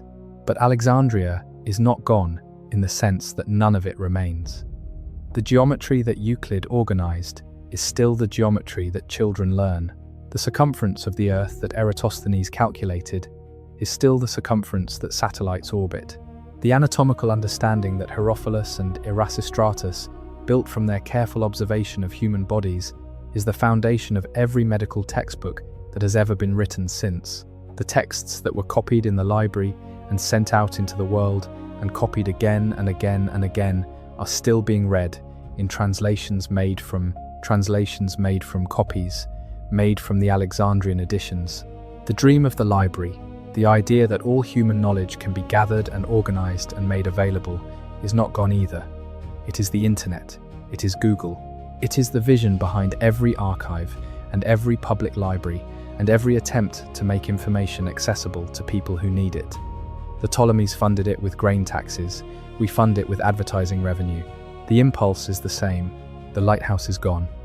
The last stones of the ancient Pharos fell into the harbour in the 14th century of the Common Era, brought down by a series of earthquakes, but there is still a fort on the island, built by the Mamluk Sultan Kite Bey in the 15th century, using, according to the accounts we have, the stones of the fallen lighthouse in its foundations. The lighthouse is in the fort. The fort is in the water. The water is still there, and the light still crosses it, every morning and every night. The city we have been walking through tonight is gone in the way that everything is gone. In the way that the morning we woke up in yesterday is gone. In the way that the version of yourself that existed 10 years ago is gone. Not destroyed, not erased, transformed, buried a little deeper, requiring more effort to reach, but reachable. On nights like this one, the sun is fully up now over the ancient city. The harbour is busy, the scholars are at their work. The market is loud and smells of 100 things at once. The lighthouse fire is invisible in the daylight, though it is still burning, as it burns every hour of every day, as it will burn for centuries yet, as a fixed point in a world that is always in motion. Somewhere in the library, a scroll is being unrolled by careful hands. The text on it is old. The papyrus is fragile. The person reading it is reading it slowly, making notes on a wax tablet, trying to understand something that was written by someone who has been dead for 200 years. There is no way to ask that person what they meant. There is only the text and the silence around it and the effort of attention. The reader reads. The city goes on around them. The sea is there. The lighthouse is there. The morning light is there, white and warm and certain, coming in off the Mediterranean and falling on the limestone streets of a city that will one day be a story told in the dark to people falling asleep. That city is Alexandria, and tonight you have been there. Let the sound of the harbour come through the open window. Let the salt air move. Let the city of Alexandria hold you at the edges of sleep, the way it has held the imagination of the world for 2,000 years. The lighthouse is burning. The scrolls are safe. The scholars are working through the night. You can rest now. The world's greatest library is keeping watch. We are not done yet. There is more of Alexandria to walk through. The night is long, and the city is vast, and we have not yet seen all of it. So let us go deeper. Let us find the parts that the histories do not always talk about, the parts that exist between the monuments and the great men, in the daily rhythm of a city that was alive with millions of small stories happening simultaneously, all of them forgotten and all of them real. Let us begin in a neighborhood that does not have a famous name. Let us begin in one of the residential districts of the city, somewhere in the middle of Alexandria, away from the royal quarter and away from the harbour. In the dense network of streets, where the working people of the city live out their ordinary lives, the street we are turning into now is narrow. Narrow by the standards of the canopic way, which was broad enough for carts to pass each other. Here, the buildings on either side almost touch overhead, and the morning light does not reach the pavement until well past the point where it has touched the rooftops. So, in the early morning, this street is still in a kind of blue twilight, while the rest of the city is in full sun. The walls on either side are plastered and whitewashed, or they were once, and the whitewash has aged to a colour that is somewhere between cream and grey, and in the places where it has fallen away, the reddish mud brick underneath shows through. The smell of this street in the morning is primarily the smell of cooking. Someone nearby is frying something in olive oil. Someone further down is baking bread, though the bread smell has been going since before dawn and has already become part of the background. There is also the smell of animals, of the donkeys that are kept in the courtyard of the building at the corner, and of the goats that someone in the upper floor of the building opposite is apparently raising on the roof, which is a practice that has been happening in this city since before the Greeks came, and will continue happening long after they leave. The residents of this street are mostly Egyptian, not exclusively. There is a family from the Syrian coast, 3 doors down, who have lived here for 2 generations, and whose children speak Greek and Demotic with equal facility, and who pray to a god whose name they know in Aramaic, and whose image they could describe in the vocabulary of any of 3 different religious traditions, but mostly Egyptian. These are people whose families have been in Egypt since before Alexandria existed, since before the Persians were here, since the time of the pharaohs, who built things that made the Ptolemaic monuments look recent and provisional. The woman who lives in the 2nd floor of the building on the left is named Taret. This is a Demotic Egyptian name. She would not be recorded in any document that has survived to our time. We do not know when she was born or when she died. But we can reconstruct something of her life from what we know about lives like hers in this city at this time, because the papyri that have survived from Ptolemaic Egypt, thousands of them, give us a surprisingly detailed picture of how ordinary people lived. Tarot gets up before the sun. She has a husband, a man named Amenhotep, who works at the harbour, loading and unloading ships, and he has already left for the docks by the time she rises. She has 2 children, a girl of 7 and a boy of 4. She rises before them as well, moving quietly in the darkness, and goes to the small brazier in the main room of the apartment to start the fire. The apartment is 2 rooms, a main room and a smaller sleeping room. There is no kitchen in the modern sense. The cooking is done on the brazier or in the small courtyard below that the building shares with its neighbours. She brings water up from the cistern in the courtyard.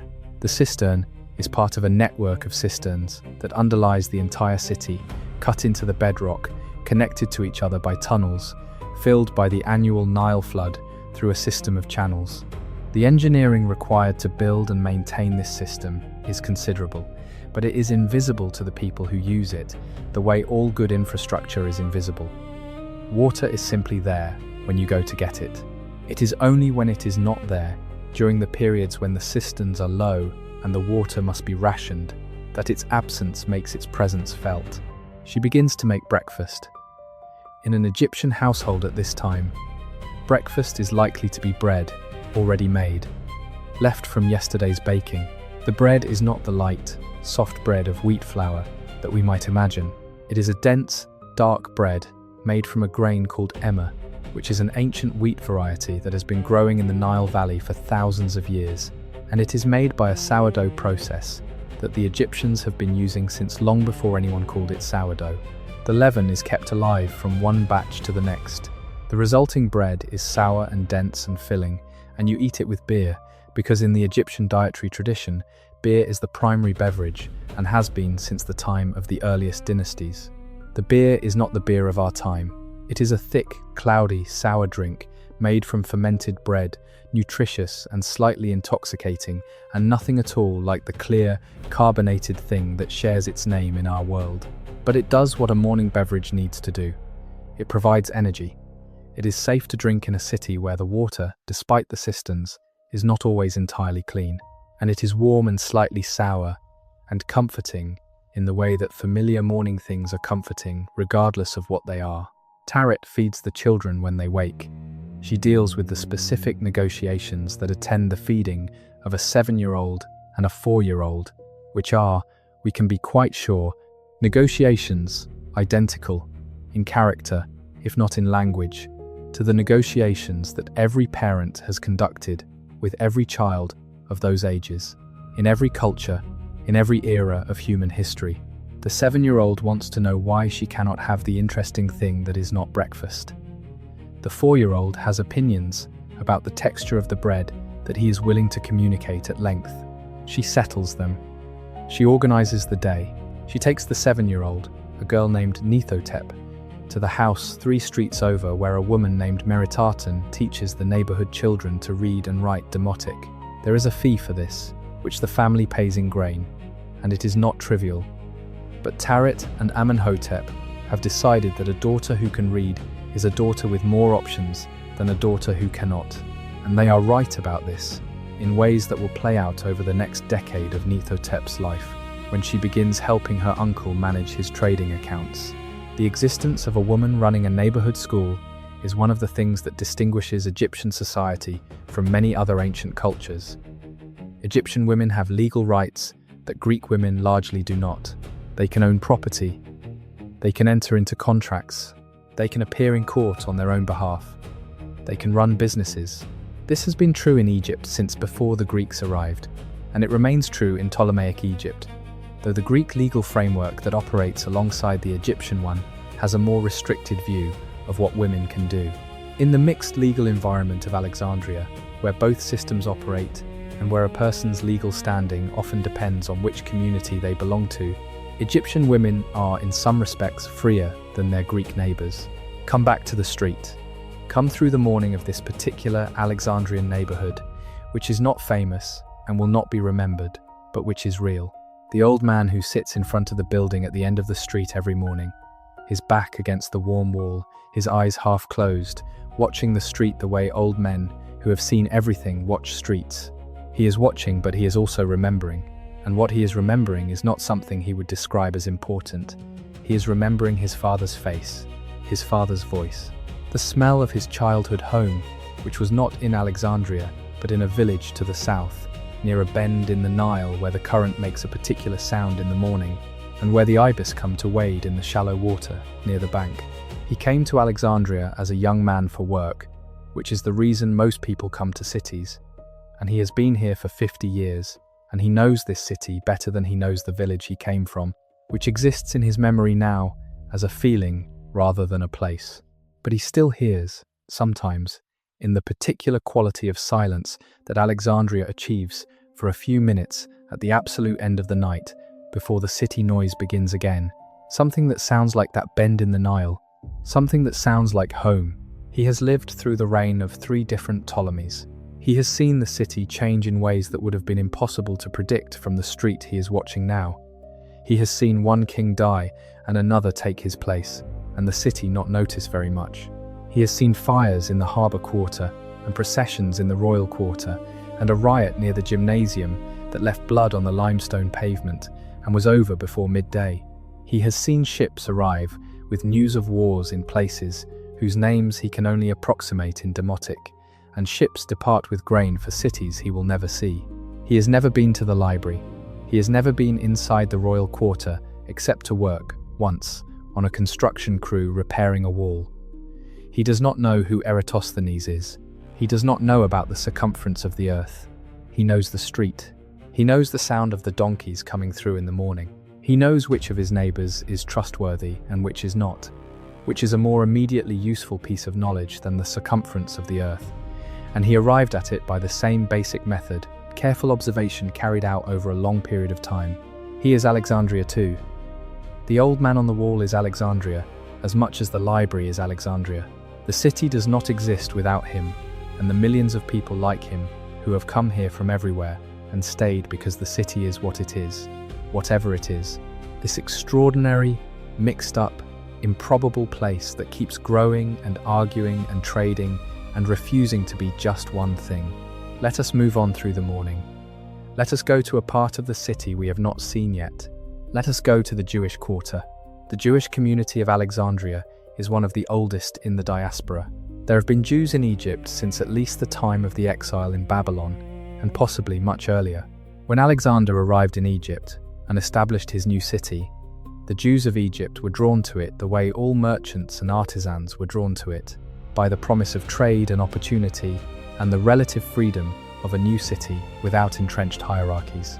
Ptolemy I encouraged Jewish immigration, and the Jewish population of Alexandria grew rapidly. By the 3rd century before the Common Era, the Jewish quarter of Alexandria is a substantial community. The quarter is in the northeast of the city, near the sea, and it has its own synagogues, which in this period are not just places of worship, but community centers, places where the community governing council meets, and where legal disputes within the community are adjudicated, and where the week's Torah reading takes place, and where people gather to discuss the news of the city and the affairs of the community. The most visible institution of Alexandrian Jewish life is the community council, the politeuma, which gives the community a degree of self-governance. Internal disputes, matters of religious law, business contracts within the community, all of these are handled through the council rather than through the Ptolemaic courts. This arrangement suits everyone. The Ptolemies get a self-governing community that keeps its own order, and the Jewish community gets to manage its own affairs, according to its own laws, without constantly negotiating with a Greek-speaking bureaucracy. But the most extraordinary thing that happens in the Jewish community of Alexandria in the 3rd century before the Common Era is a project of translation. The project is called, in later tradition, the Septuagint, which means 70 in Latin, from the story that 70 or 72 scholars were assembled to do the work. The project is the translation of the Hebrew scriptures, the texts that we now call the Old Testament, into Greek. The reason this needs to happen is the one we mentioned earlier. So many Jews in Alexandria have been here long enough that Greek is now their primary language, and their children and grandchildren may not read Hebrew at all, and the community needs its sacred texts in a language it can use. The translation is done over several generations, probably, not all at once as the tradition later claims. Different books of the Hebrew scriptures were translated at different times by different scholars, but the project as a whole is one of the great cultural acts of the ancient world, the transfer of an entire tradition, a whole body of sacred literature and legal thought and history and poetry from one language to another, and the translation is made in Alexandria.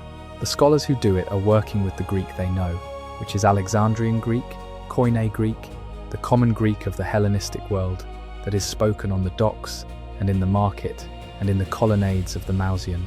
They are also working with the Hebrew tradition they have inherited, which they know deeply and carefully, but which they must now render in a language that has different assumptions and different possibilities. The result is a translation that is neither pure Hebrew nor pure Greek, but something new, a Greek shaped by Hebrew thinking, a text that will have consequences far beyond anything its makers could have imagined. The Greek translation of the Hebrew scriptures becomes the Bible of the early Christian movement. When Paul writes his letters, and when the gospel writers compose their texts, they quote the scriptures in Greek, and the Greek they quote is the Septuagint, the Alexandrian translation.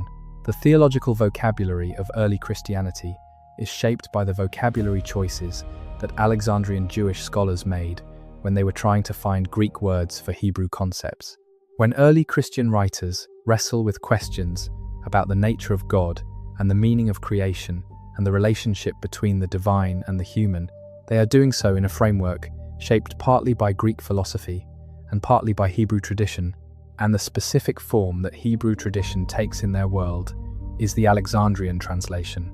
This is not a small thing. Alexandria is not just the city of the library, it is also the city where the texts that will shape Western civilization in its religious dimension are put into the form in which they will be transmitted. The Septuagint is made here. The foundational texts of what becomes Christianity are first articulated in a fully developed theological sense here, in Alexandria, in the writings of thinkers like Philo of Alexandria, a Jewish philosopher of the 1st century of the Common Era, who spends his life trying to reconcile the teachings of his Jewish tradition with the philosophy of Plato, and who in doing so creates a vocabulary and a set of ideas that will flow directly into the theology of the early church fathers. You cannot understand the ancient world without Alexandria. You cannot understand the history of Western religion and Western philosophy and Western science without Alexandria. It is the point through which almost everything passes. Let us step into one of the synagogues of the Jewish quarter. The building from the outside is not elaborate. It is a long hall with windows set high in the walls, and inside it is larger than it appeared from outside. There are benches along the walls and a central area, and at one end, an elevated platform where the reader stands. There is no altar. There are no images of the divine. The space is organized around text, rather than around ritual object or image, which is a very particular kind of sacred space, one that says, the holy thing here is the word, and everything else exists to serve the hearing of it. On the Sabbath, the community gathers here. They have come from their workshops and their trading stalls and their boats on the lake and their apartments in the surrounding streets, and they fill the benches and stand in the central area, and the reader reads from a scroll of the Torah, the 5 books of Moses, in Greek. The reader reads in Greek because this community has been here long enough that Greek is the language most of them think in, dream in, argue in. The Hebrew is the sacred language, the language of the original, but the Greek is the language of understanding, and the community chose understanding. The scroll that is being read from today was copied by a scribe in this community who has spent his life in service to this work. He is meticulous. He checks his work against other copies. He knows that errors accumulate over generations of copying, and he works to prevent that accumulation. He has a posture when he works, a forward lean, a tightening of the shoulders that his wife recognizes as the sign that he has found something in the text he is not sure about. She has learned not to interrupt him when he has that posture, because the interruption would require him to begin a very long explanation that neither of them particularly wants in the middle of the night.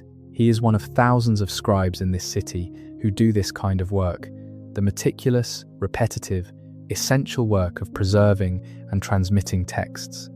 Without them, the library means nothing. Without them, the Septuagint does not exist.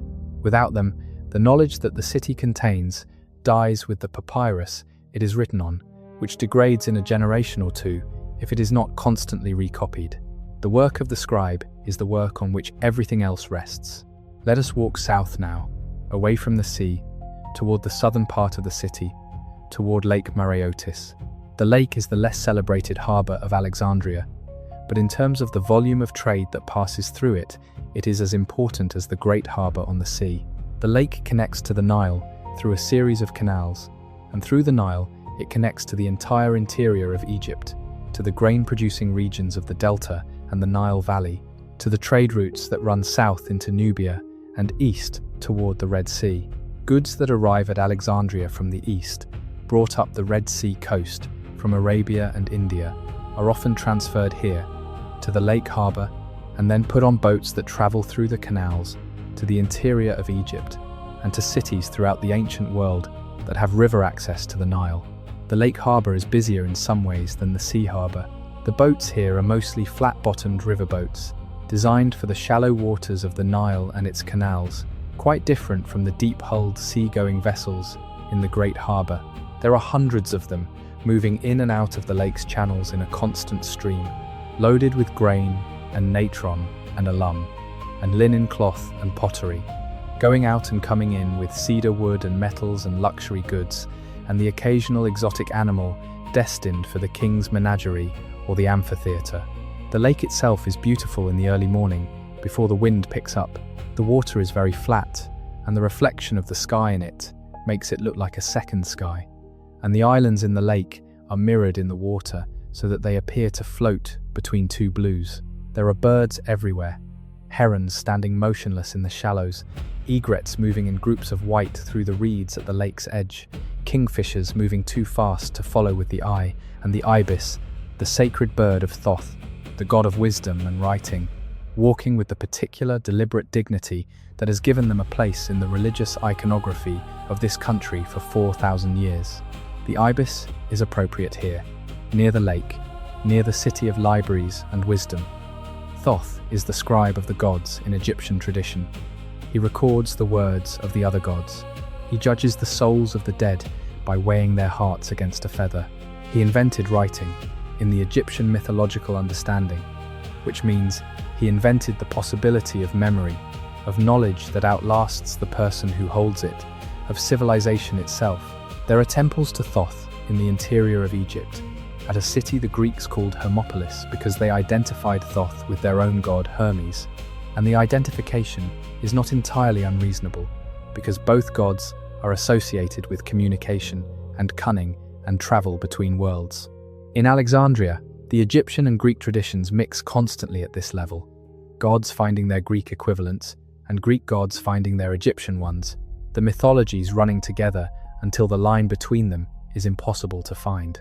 Come to the edge of the lake in the early morning, come to the point where the reeds begin, just outside the boundary of the city's formal edge, where the land softens and the city's limestone and plaster gives way to the green world of the Nile Delta. Stand here and look north, back toward the city. You can see the roof lines against the sky, the colonnades and the temple towers, and the distant glint of the lighthouse on Pharos. Behind you, to the south, the lake spreads out, and beyond it the green line of the Nile Delta begins. And beyond that, though you cannot see it from here, the Nile itself is flowing north with the silt and water of Central Africa, as it has been flowing every summer since before any human civilization existed to notice it. The flood is coming. In a few weeks, the river will rise, and the canals will fill, and the land of Egypt will be underwater, briefly, and then, as the flood recedes, it will leave behind the black, fertile earth that is the reason anyone has ever lived in this country, and the reason there is food enough to feed a city of this size. The flood is everything. The flood is the reason Alexandria is possible. Without the Nile, there is no Egypt. Without Egypt, there is no surplus grain to trade. Without the surplus grain, there is no wealth for the Ptolemies to spend on libraries and scholars. Without the libraries and scholars, there is no extraordinary cultural flowering of the Hellenistic age. The flood is the origin of everything. The Black Earth is the foundation. The ancient Egyptians knew this. They called their country Kemet, which means the Black Land, for the color of the soil that the flood left behind. The desert that surrounds it they called Deshret, the Red Land. And the Red Land meant death, and the Black Land meant life. And the line between them, the line where the dark Nile earth met the pale desert sand, was one of the most meaningful lines in the Egyptian universe. Alexandria sits on that line. It is a Mediterranean city, a Greek city, a city of the sea and the trade routes and the cosmopolitan world of the Hellenistic Mediterranean. But it is also an Egyptian city, sitting at the mouth of the Nile, drawing its sustenance from the Black Land, built on the foundation of a civilization that was already 4,000 years old when Alexander walked the beach and scattered the flour and watched the birds come down and eat it. This is what makes Alexandria unique. Not just that it had a great library, not just that it attracted great scholars, but that it sat at the intersection of the oldest and richest literary and religious tradition on earth, and the most dynamic and intellectually ambitious tradition of the ancient Mediterranean world. And for a few extraordinary centuries, it held that intersection open, and the things that happened at that intersection changed the world. Let us go back into the city now. Let us go to the part of the afternoon that we passed through quickly before, the quiet hours of the heat, and look more carefully at what happens in them. The heat at midday in Alexandria in summer is serious. It is not the killing, absolute heat of the Egyptian interior, because the sea wind mitigates it here, but it is still heat enough to make outdoor activity inadvisable for anyone without a compelling reason. The city changes in quality in these hours. It does not empty entirely. Certain work continues, the work on the docks, because ships do not care about the comfort of the men who load them. The work of the forge, which requires fire and therefore adds its own heat to the existing heat, and is miserable and also unavoidable. The work of the bread sellers, who bake in the cool hours of the night and early morning, but still must sell through the middle of the day to customers who have not had time to buy in the morning. But the streets are quieter. The philosophical arguments in the colonnades have paused. The market's most frantic activity has stopped. The gymnasium is empty. Even the harbour has slowed. In the houses of the wealthy, the afternoon is a time of specific pleasures. The good houses in Alexandria, the ones belonging to the Greek settler class, and the wealthier merchants and the Ptolemaic officials, are designed around central courtyards that create their own microclimate. The courtyard has a cistern or a pool of water that cools the air slightly through evaporation. The rooms that open onto the courtyard are shaded from the direct sun, but receive the slight coolness from the water and the slight movement of air that the courtyard channels upward. Floors are mosaic, or tile, which stays cool. The household is fed and the dishes cleared, and then people lie down on their couches and either sleep or talk quietly or are read to. Reading aloud to someone is a standard activity of the ancient world in a way that it is not for us. Most reading in antiquity was reading aloud, even when done alone. Reading silently was unusual enough that when Augustine of Hippo, writing in the 4th century of the Common Era, describes seeing Ambrose of Milan reading silently, he comments on it as a peculiarity. The voice was considered part of reading. The text was meant to be heard. So in the wealthy houses of Alexandria in the quiet afternoon, someone is reading aloud. A slave who is literate, perhaps, reading to the master of the household who is lying on his couch. Or the master himself reading aloud to his wife. Or a hired reader, a person whose professional function is to read texts clearly and well to people who either cannot read or prefer not to make the effort. The texts they read are the texts of the educated Greek world.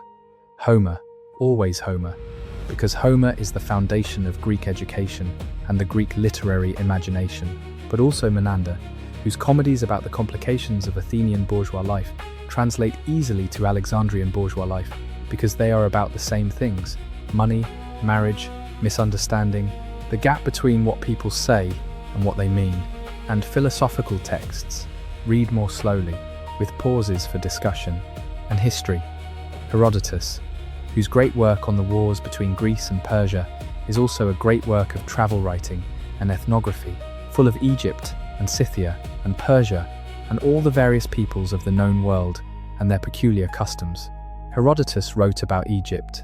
He came here, probably, in the 5th century, before the Common Era, before Alexandria existed, and he wrote about the things he saw and the things he heard, and his account of Egypt is one of the most famous sections of the histories. He writes about the pyramids, which he visited. He writes about the flooding of the Nile, which he tried to understand. He writes about Egyptian customs, some of which he got right, and some of which he clearly did not, because he was filtering Egyptian practice through Greek assumptions that were not always adequate to what he was observing. But he wrote about it. He tried to understand it. He is the first Greek writer to treat Egypt as a place worth understanding, on its own terms, rather than as an abstraction or a symbol. By the time Alexandria exists, the Egyptians are reading Herodotus's account of themselves. There is something philosophically vertiginous about this. An Egyptian scholar in the Library of Alexandria reading a Greek's account of Egypt and finding it sometimes accurate and sometimes baffling and sometimes clearly wrong in ways that are interesting, because the wrongness reveals something about the Greek mind rather than the Egyptian reality. The library makes this kind of encounter possible. It brings the perspectives together in one place and lets them look at each other. The afternoon passes, the light shifts, the heat begins to release, slowly, as the sun descends and the sea wind strengthens slightly. The city begins to come back to life. The early evening in Alexandria, this is the best time. The temperature has dropped to something genuinely pleasant. The sea wind is steady and cool. The light is golden and low, and makes the white limestone of the buildings glow in a way that does not happen at any other time of day. People come out. The streets fill again. The sound of the city rises, voices and cartwheels, and the distant sounds of the harbour, and somewhere, from a direction that is not quite identifiable, music. The music of ancient Alexandria is something we cannot fully reconstruct. We know what instruments they used: the aulos, which is a double pipe instrument, a bit like an oboe but not quite; the kithara, a large lyre played by professional musicians in concert performance; the barbitos, a smaller, lower-pitched lyre associated with more intimate settings; percussion of various kinds; tambourines and castanets. We know that music was present everywhere in ancient life, in religious ritual and in theatre and in symposium and in the street. We do not know what it sounded like. The notation systems that existed were not adequate to preserve the music in the way that text preserves literature, and the music is gone, leaving only the shapes of the instruments and the descriptions in the texts. But the feeling of music is reconstructible. The feeling of coming out of your house in the early evening of a summer day in a city that is alive and warm and full of people you know, and hearing music coming from somewhere nearby, music that is not performing or ceremonial, but simply there, part of the fabric of the evening. That feeling is not gone. It is the same feeling that people everywhere have always had when the day begins to soften and the evening opens, and the city offers itself for the pleasure of the people who live in it. Let us go to a symposium. The symposium is the central social institution of the Greek-educated class in the ancient Mediterranean world. It is a dinner party with a specific form. The guests gather, they eat, and then they drink, and the drinking is accompanied by conversation. The conversation is not casual small talk, or not only that, the symposium has a tradition of intellectual seriousness that goes back to Plato's famous dialogue of the same name. And that means the people who attend one are expected to bring something to the conversation: a poem they have written, a philosophical argument they want to test, a piece of news from the Mausian or the court, a problem in mathematics or astronomy that they have been thinking about. The symposium is a social event and a drinking party, and also a form of continuing education, a peer learning institution where the educated class of the city keeps its intellectual life alive in the evenings.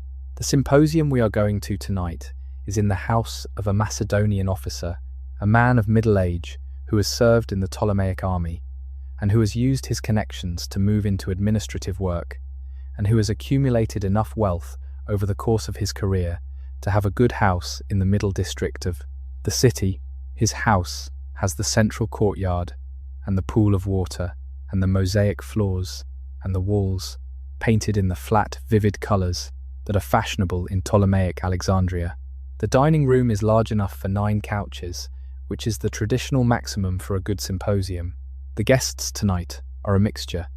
There is a poet, a young man from Cyrene who is working in the library and who has been circulating poems in the Ptolemaic style, short and refined and very carefully made. There is an astronomer from the Mausian who is working on a problem related to the precession of the equinoxes. There is a merchant from the Phoenician coast who has been in Alexandria for 6 years and whose Greek is excellent, but whose cultural references are slightly off in ways that occasionally surface in the conversation. There is an Egyptian priest from the temple of Ptah who has learned Greek and who moves in both worlds, the Greek intellectual world and the ancient Egyptian religious world, and who is one of the most interesting people in the room because he carries knowledge that is genuinely unavailable to anyone else there. There is wine. The wine is from the Eastern Mediterranean, probably from Rhodes or from the coast of Anatolia. Good wine. Served in the Greek fashion mixed with water. 3 parts wine to 2 parts water for a lively evening. More water for a more sedate one. The host has decided on roughly equal parts, which is a social signal that says, this is an evening for enjoyment as well as thought. The conversation moves, as conversations at symposia do, through a series of topics that are superficially disconnected, but are actually all circling the same set of underlying questions. The poet reads one of his poems. It is about a woman, and it is very beautiful and very precise, and the beauty and precision are inseparable from each other. The astronomer listens with one part of his attention, and with the other part is thinking about something else, which is the relationship between the cycle of the stars and the cycle of human lives, a question that is simultaneously astronomical and philosophical, and which the Stoics have been discussing in ways that the astronomer finds promising but incomplete. The Egyptian priest listens to the poem with more pleasure and more understanding than anyone else in the room, because he has access to a literary tradition in Demotic and in hieroglyphics that is 3,000 years old and that contains poems of extraordinary beauty that the other guests cannot read. He does not say this.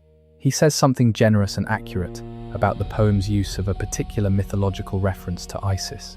The poet is pleased but slightly embarrassed because he realizes that the priest knows his material better than he does. The merchant talks about the trade situation to the east. There are reports from the Red Sea ports that the route from Arabia to the Nile is becoming more difficult.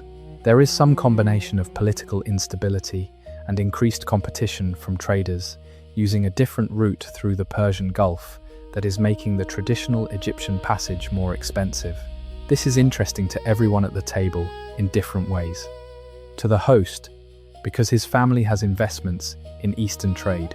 To the astronomer, because the question of the Eastern trade routes is connected to questions of geography and navigation that are connected to his work. To the priest, because the temples have always had involvement in the trade of incense, which comes from Arabia, and the price of incense affects the conduct of temple ritual. The conversation deepens.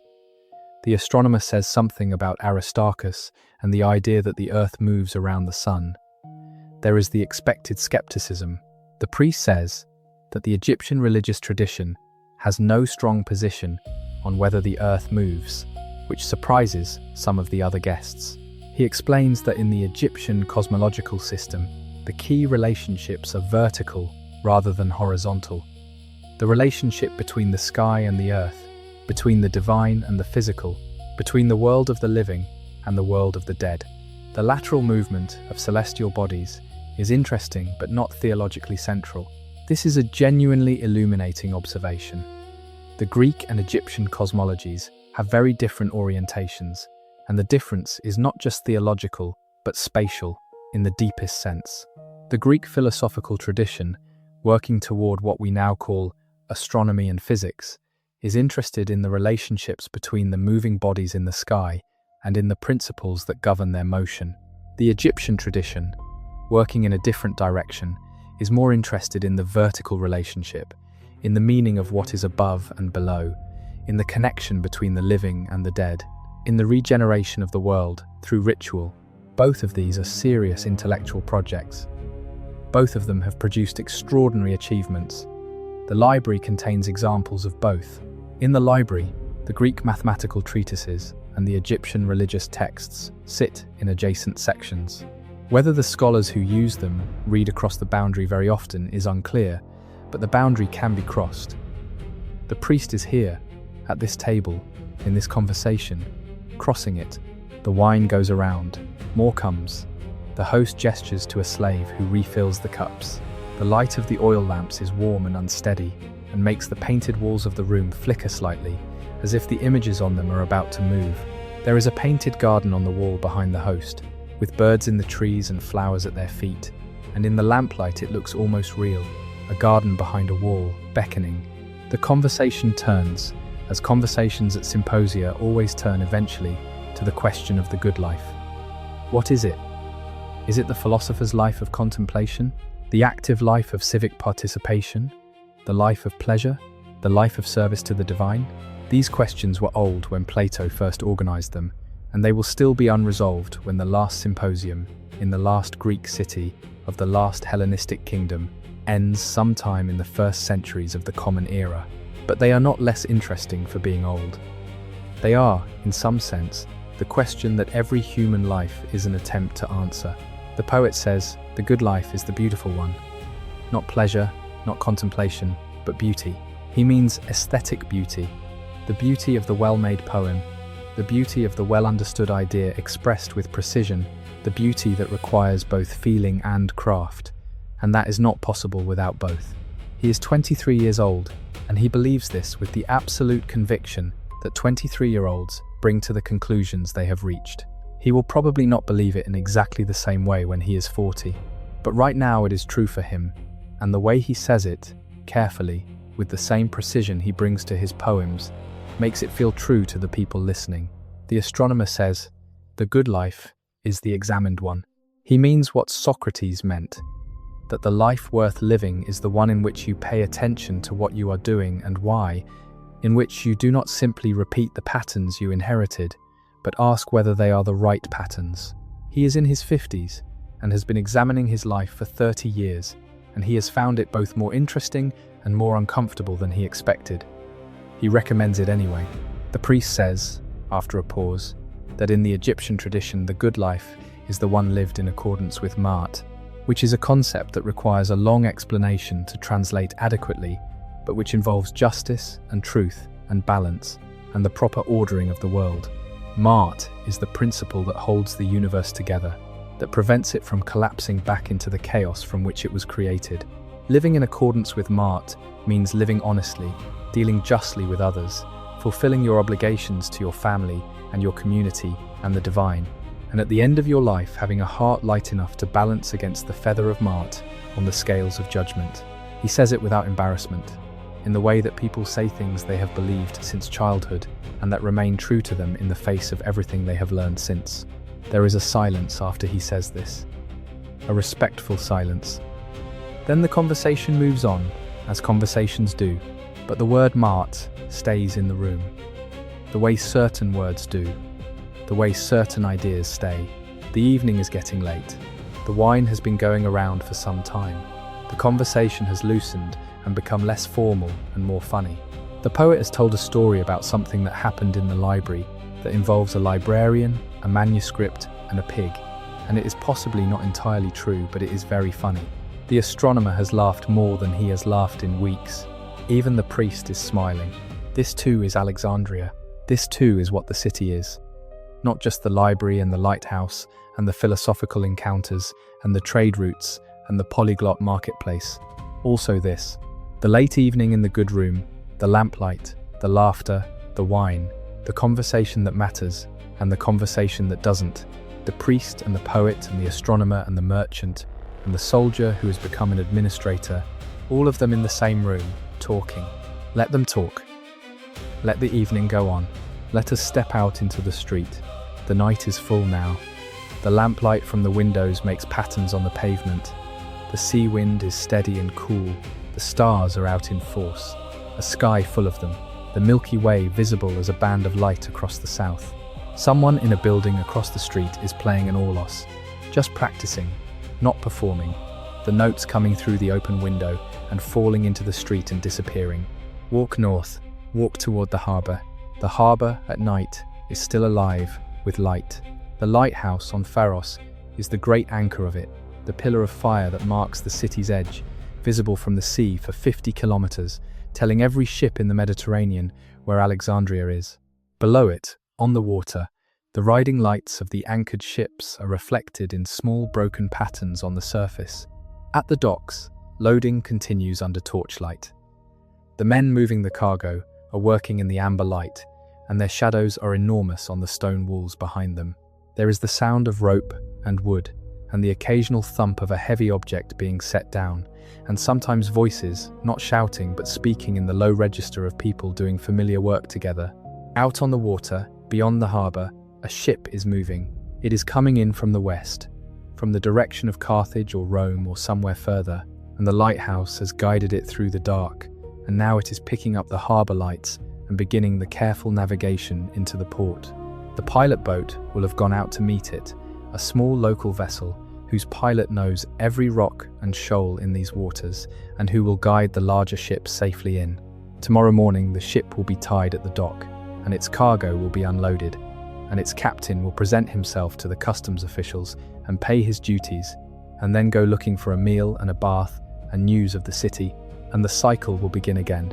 The lighthouse does not know any of this. The lighthouse just burns. It has been burning for most of the past century, and it will burn for several more centuries yet.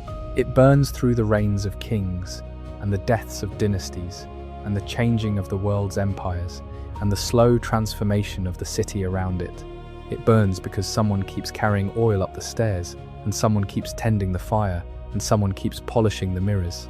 The continuous burning of the lighthouse is the continuous labour of the people who maintain it, repeated day after day, year after year, in an act of devotion, not to any god, but to the function of the light, to the idea that ships at sea deserve to know where the shore is.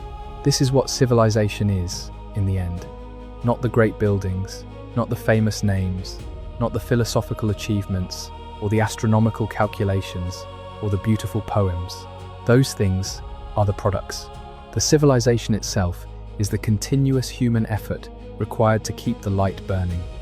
The carrying of oil up the stairs, the tending of the fire, the shining of the mirrors, the work that never stops, repeated by people whose names are not recorded, because the work itself is the record, because the light is the evidence. Alexandria kept the light burning for a long time, longer than any city of comparable ambition had managed before it. It burned through the Ptolemies, and through the Romans, and through the early Christian period, and the knowledge it contained spread out into the world through 1,000 channels, and changed what people knew and how they thought about knowing, and those changes are still rippling forward through time, still reaching us here, in the dark, listening to a story about a city that no longer exists. Come back from the harbour. Come back into the city. The night is at its deepest point now, the hours when the city is quietest, and the only sounds are the distant harbour sounds, and the occasional dog, and the wind in the streets, and the sound of a person moving quietly who does not want to wake anyone. A scribe is up. He is working in the pool of light from a small oil lamp, hunched over the papyrus on the writing surface in front of him, copying a text that his customer has paid him to copy. He works carefully. He has been doing this for 20 years, and his hand is practiced, and his letters are clean and even. He is tired, but the money is good, and the text is interesting. A medical treatise that contains things about the body that he did not know before he began copying it. He has learned things by copying this text that will stay with him, that will make him look at his own body differently, that will make him notice, when his children are sick, things he would not have noticed before. This is the most unexpected gift of the library. Not the famous scholarship, not the great breakthroughs, the diffusion of knowledge through the people who copy it. The scribe who learns anatomy while copying a medical text. The bookseller who learns astronomy while making a copy of an astronomical treatise to sell to a customer. The slave in the household of a philosopher who reads, in stolen hours, the texts that the household has sent to be copied, and who carries the ideas in those texts forward into a life that would otherwise have had no access to them. Knowledge leaks. It does not stay in the library. It does not stay in the Mausian or the royal quarter or the circles of the formally educated.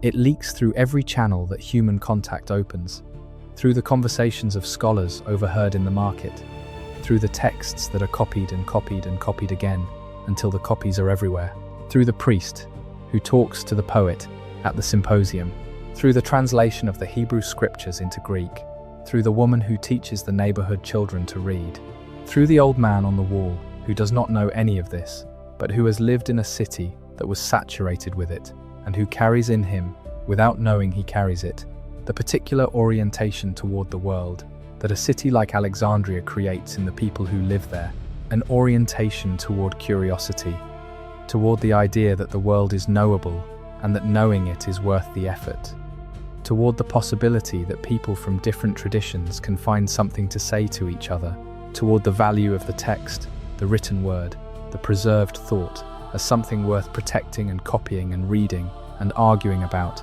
and handing on. The light is beginning to change in the east. The sky over the sea is not quite black anymore. There is the first intimation of the coming dawn. Not color yet, just a slight dilution of the darkness, a promise. The scribe puts down his pen. He rolls the papyrus carefully and ties a cord around it. He cleans the nib of the pen and caps the ink pot. He blows out the lamp.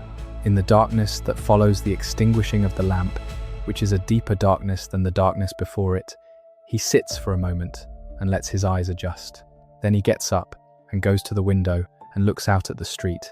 The street is empty. The stars are still there, though they are beginning to fade at the edges of the sky where the dawn will come. The lighthouse on Pharos is still burning. A dog is sleeping in a doorway across the street. The city is still asleep. For a few more minutes it is still asleep. Then the first sounds of the new day begin.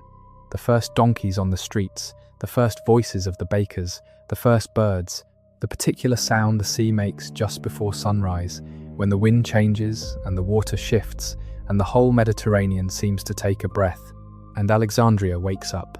It wakes up the way it wakes up every morning, the way it has been waking up for 100 years and will wake up for hundreds more, with the slow accumulation of sound and light and motion that is the morning of a living city.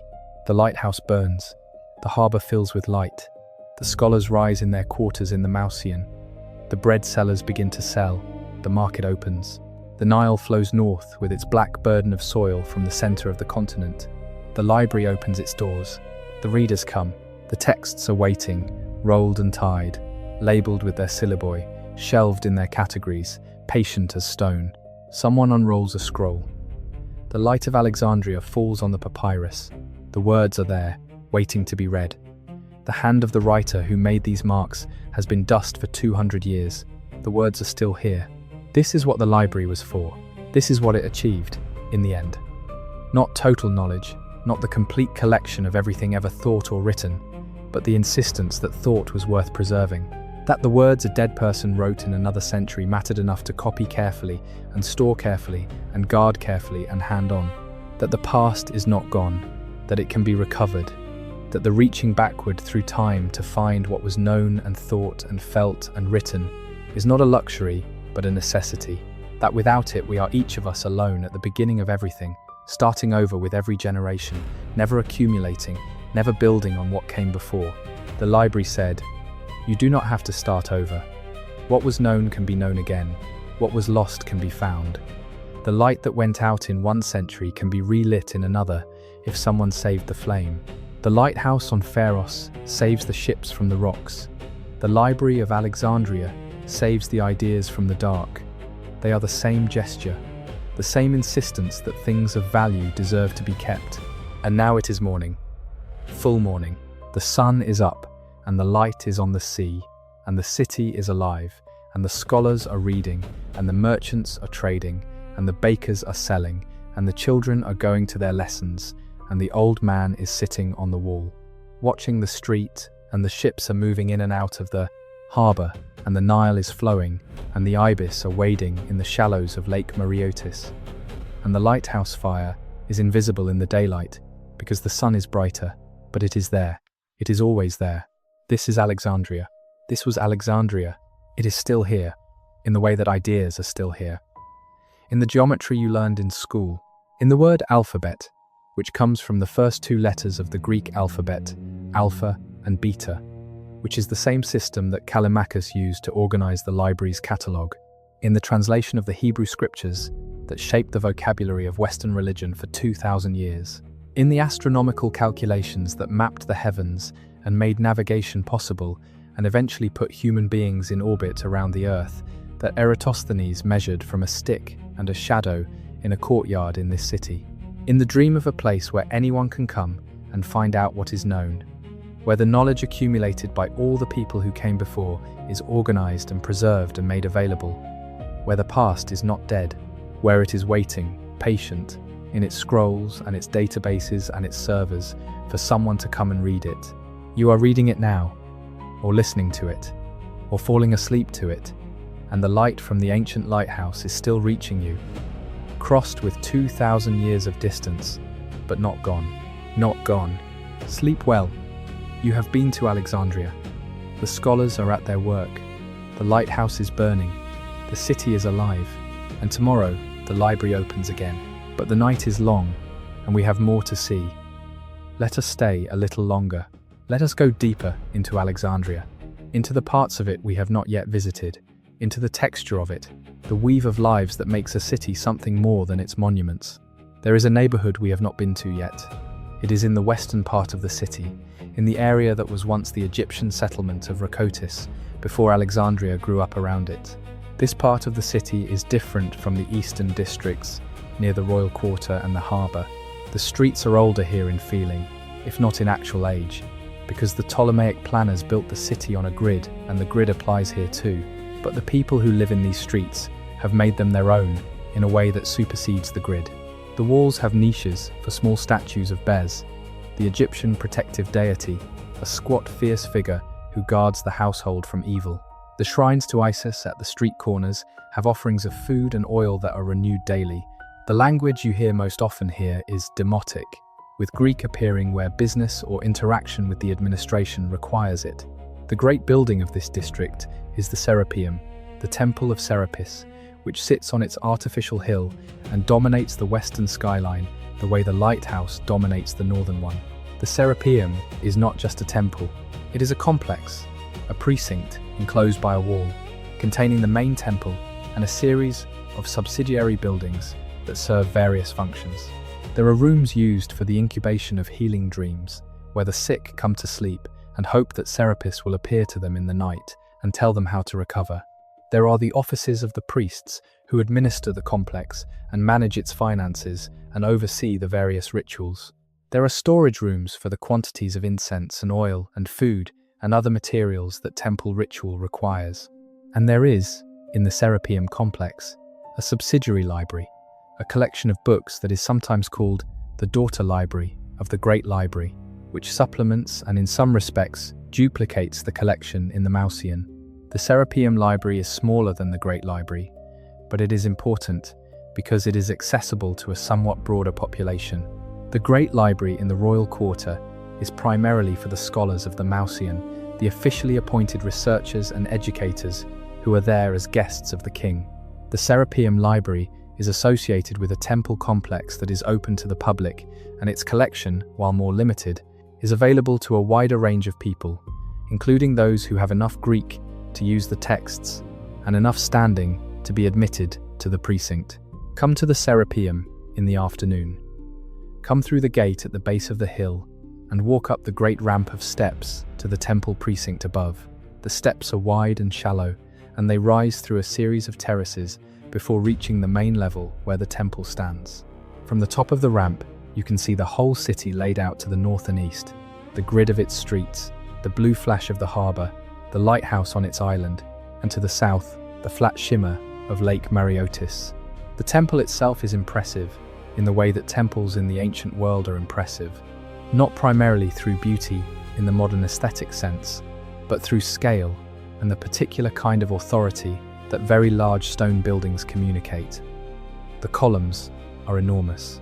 The roof is lost in shadow overhead, The statue of Serapis inside is colossal, made in a style that combines Egyptian and Greek elements, just as the god himself does. The bearded man with the modius crown, and it is made of a composite of different materials that makes it shimmer in the dim interior light, in a way that must be genuinely disconcerting when you first see it. There is incense burning. The smell of kaifi, which is a complex Egyptian incense made from resin and wine and honey, and a long list of aromatic ingredients that varies depending on the source you consult, fills the interior. Kaifi was said to have calming properties, to relieve anxiety, to help with breathing, to promote sleep and the good kind of dreams. Whether or not any of this is literally true in a pharmacological sense, the smell is complex and sweet and enveloping, and in the dim light of the temple, surrounded by the scale of the architecture and the smell of the incense, and the sounds of ritual that come from somewhere further in the complex, it is an extraordinarily powerful sensory experience. People come to the Serapeum for various reasons. They come to pray, the straightforward act of addressing a god and asking for something or giving thanks for something received. They come to seek healing, because Serapis is a god of healing, and the complex has the facilities for therapeutic incubation. They come to attend the festivals, which are frequent and elaborate, and which include processions and sacrifices and choral performances and theatrical presentations. And they come because the Serapeum is one of the places in Alexandria where the various communities of the city overlap and interact, where Greek and Egyptian and Jewish Alexandrians are all present in the same space, managing their different relationships to a god who has been deliberately designed to be accessible to all of them. The Egyptian priest at the Serapeum is an interesting figure. He is a man who is trained in the ancient traditions of Egyptian priesthood, learning the sacred texts in hieroglyphics and the ritual practices that go back to the earliest dynasties. He also speaks Greek and has read some Greek philosophical texts and has thought carefully about the relationship between Egyptian religious understanding and Greek philosophical understanding. He is not a syncretic thinker in the sense of someone who blurs or simplifies the differences. He is a comparative thinker, someone who holds both traditions in his mind simultaneously and understands what they share and where they diverge. He has thought, for instance, about the Egyptian concept of the Ba, which is one of the aspects of the human person that survives death, and the Greek concept of the psyche, the soul, and the relationship between them. They are not the same concept. The Ba is more specific and more tied to physical existence than the Greek soul, but they are asking related questions. Questions about what, in a human being, is not fully contained in the physical body, what persists or might persist when the body is gone. He has thought about the Egyptian cosmological understanding of creation, in which the world emerges from a primordial ocean of undifferentiated potential, and the Greek philosophical concept of the unmoved mover, the first principle from which all subsequent motion derives. These are different frameworks. The Egyptian one is mythological, and the Greek one is philosophical, and the methodology is different, and the vocabulary is different. But both are attempts to address the question of how anything exists rather than nothing, and the question is the same, even when the answers look very different. He has thought about Ma'at, the Egyptian principle of rightness and justice and cosmic balance, and the Greek concept of the Logos, the organizing principle or reason that structures the world. He thinks there is something in common there. He is not sure he can articulate it fully. He works on it. This is what Alexandria makes possible. The Egyptian priest thinks about Greek philosophy because he lives in Alexandria and has access to the texts and to the people who think about Greek philosophy. The Greek philosophers think about Egyptian religion because they live in Alexandria, and some of them, like Hecataeus of Abdera, have made serious efforts to understand Egyptian thought, rather than simply dismissing it as barbaric. The thought that each tradition develops in response to the other is different from what either would have developed in isolation. This is the deepest achievement of Alexandria, not the collection of texts, not even the scholarship, the creation of a space where different traditions of understanding could encounter each other with enough sustained attention to be genuinely changed by the encounter. Let us walk down from the Serapeum. Let us walk through the late afternoon of the Egyptian quarter and feel the texture of the street under our feet, the limestone paving worn smooth by generations of sandaled feet, the occasional grass growing in the cracks between the stones, the sound of a child in a courtyard, the smell of cooking oil and wood smoke, and the distant, permanent smell of the sea. We should talk about the women of Alexandria, because we have not talked about them enough, and they are half the city. The women of Greek background in Alexandria live within a set of constraints that is specific to Greek cultural tradition. In the Greek tradition inherited from Athens, women of respectable families are largely confined to the domestic sphere. They manage the household, which is a substantial job in the ancient world, involving the supervision of slaves and the management of food storage and the production of cloth and the raising of children. But they do not participate in public civic life in the way that men of their class do. They do not attend the gymnasium, they do not go to symposia, or if they do, it is in a different capacity than the one we described earlier. They do not generally appear in the market, or the courts, or the other public spaces of the city, except in specific circumstances. The Egyptian women of Alexandria have a different tradition. As we mentioned, Egyptian women have legal rights that Greek women do not, and the Egyptian cultural tradition has always given women more scope in public life than the Greek one. Egyptian women can own and manage property, appear in court, enter contracts, run businesses. The women who teach the neighborhood children, who manage the family trading accounts, who appear in the courts as parties to their own disputes. These are mostly Egyptian women, operating within their own legal tradition. The Ptolemaic queens are a category unto themselves. The Ptolemaic dynasty has a tradition, quite unusual in the ancient world, of royal women who exercised genuine political power. Arsinoe II, who was the sister and wife of Ptolemy II, was one of the most powerful political figures of her time and was eventually deified as a goddess alongside her husband. The cult of Arsinoe persisted for centuries after her death. Women in the Ptolemaic royal family are not ornamental. They participate in government, in diplomacy, in the management of the kingdom. Cleopatra VII, who is the last of the Ptolemies, is the most extreme example of this tradition, a woman of extraordinary intelligence and political skill, who speaks 9 languages and who navigated the most dangerous political situation in the history of her dynasty, with a brilliance that her enemies could not match, and that history has sometimes been reluctant to fully acknowledge. But let us leave the queens for now. Let us find the ordinary women. There is a woman named Didyme who runs a textile business in the market district. She is the daughter of a freedman from Alexandria, which makes her a free Greek citizen, and she has taken advantage of the commercial opportunities of the city to build a business that employs 12 weavers and has clients throughout the Eastern Mediterranean. She is in her 30s, and she has been running this business for 6 years, ever since her husband died and left it to her, and she has grown it considerably since then. She knows how to buy raw flax at the right price. She knows which dyers can be trusted and which cannot.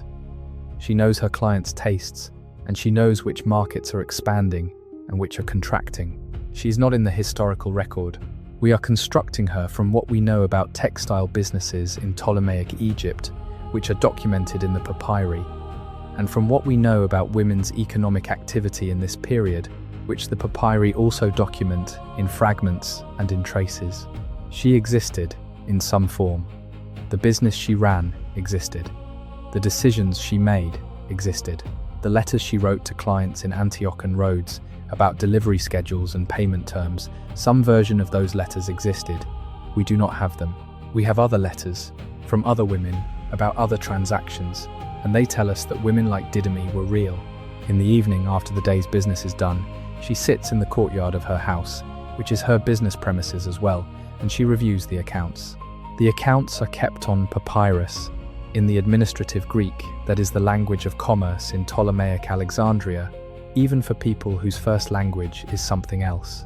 She writes in a hand that is serviceable but not elegant, the hand of someone who learnt to write as a practical skill rather than as an art. She is thinking about a shipment of fine linen that is to go to a client in Cyprus next week, and about whether the price she has agreed is adequate given how much the flax cost her this season. She is not thinking about philosophy. She is not thinking about astronomy. but she is exercising a form of intelligence that is no less impressive for being applied to commerce rather than to science. The intelligence of someone who manages complexity, who holds multiple variables in mind simultaneously, who makes judgments under uncertainty, who builds and maintains relationships with people she can only communicate with by letter across distances of weeks. And the economy that she participates in, the textile trade of the Eastern Mediterranean, is one of the material foundations of the world that makes the library possible. The taxes collected from the commercial activities of people like Didymae fund the Ptolemaic treasury. The Ptolemaic treasury funds the library. The library funds the scholars. The scholars produce knowledge.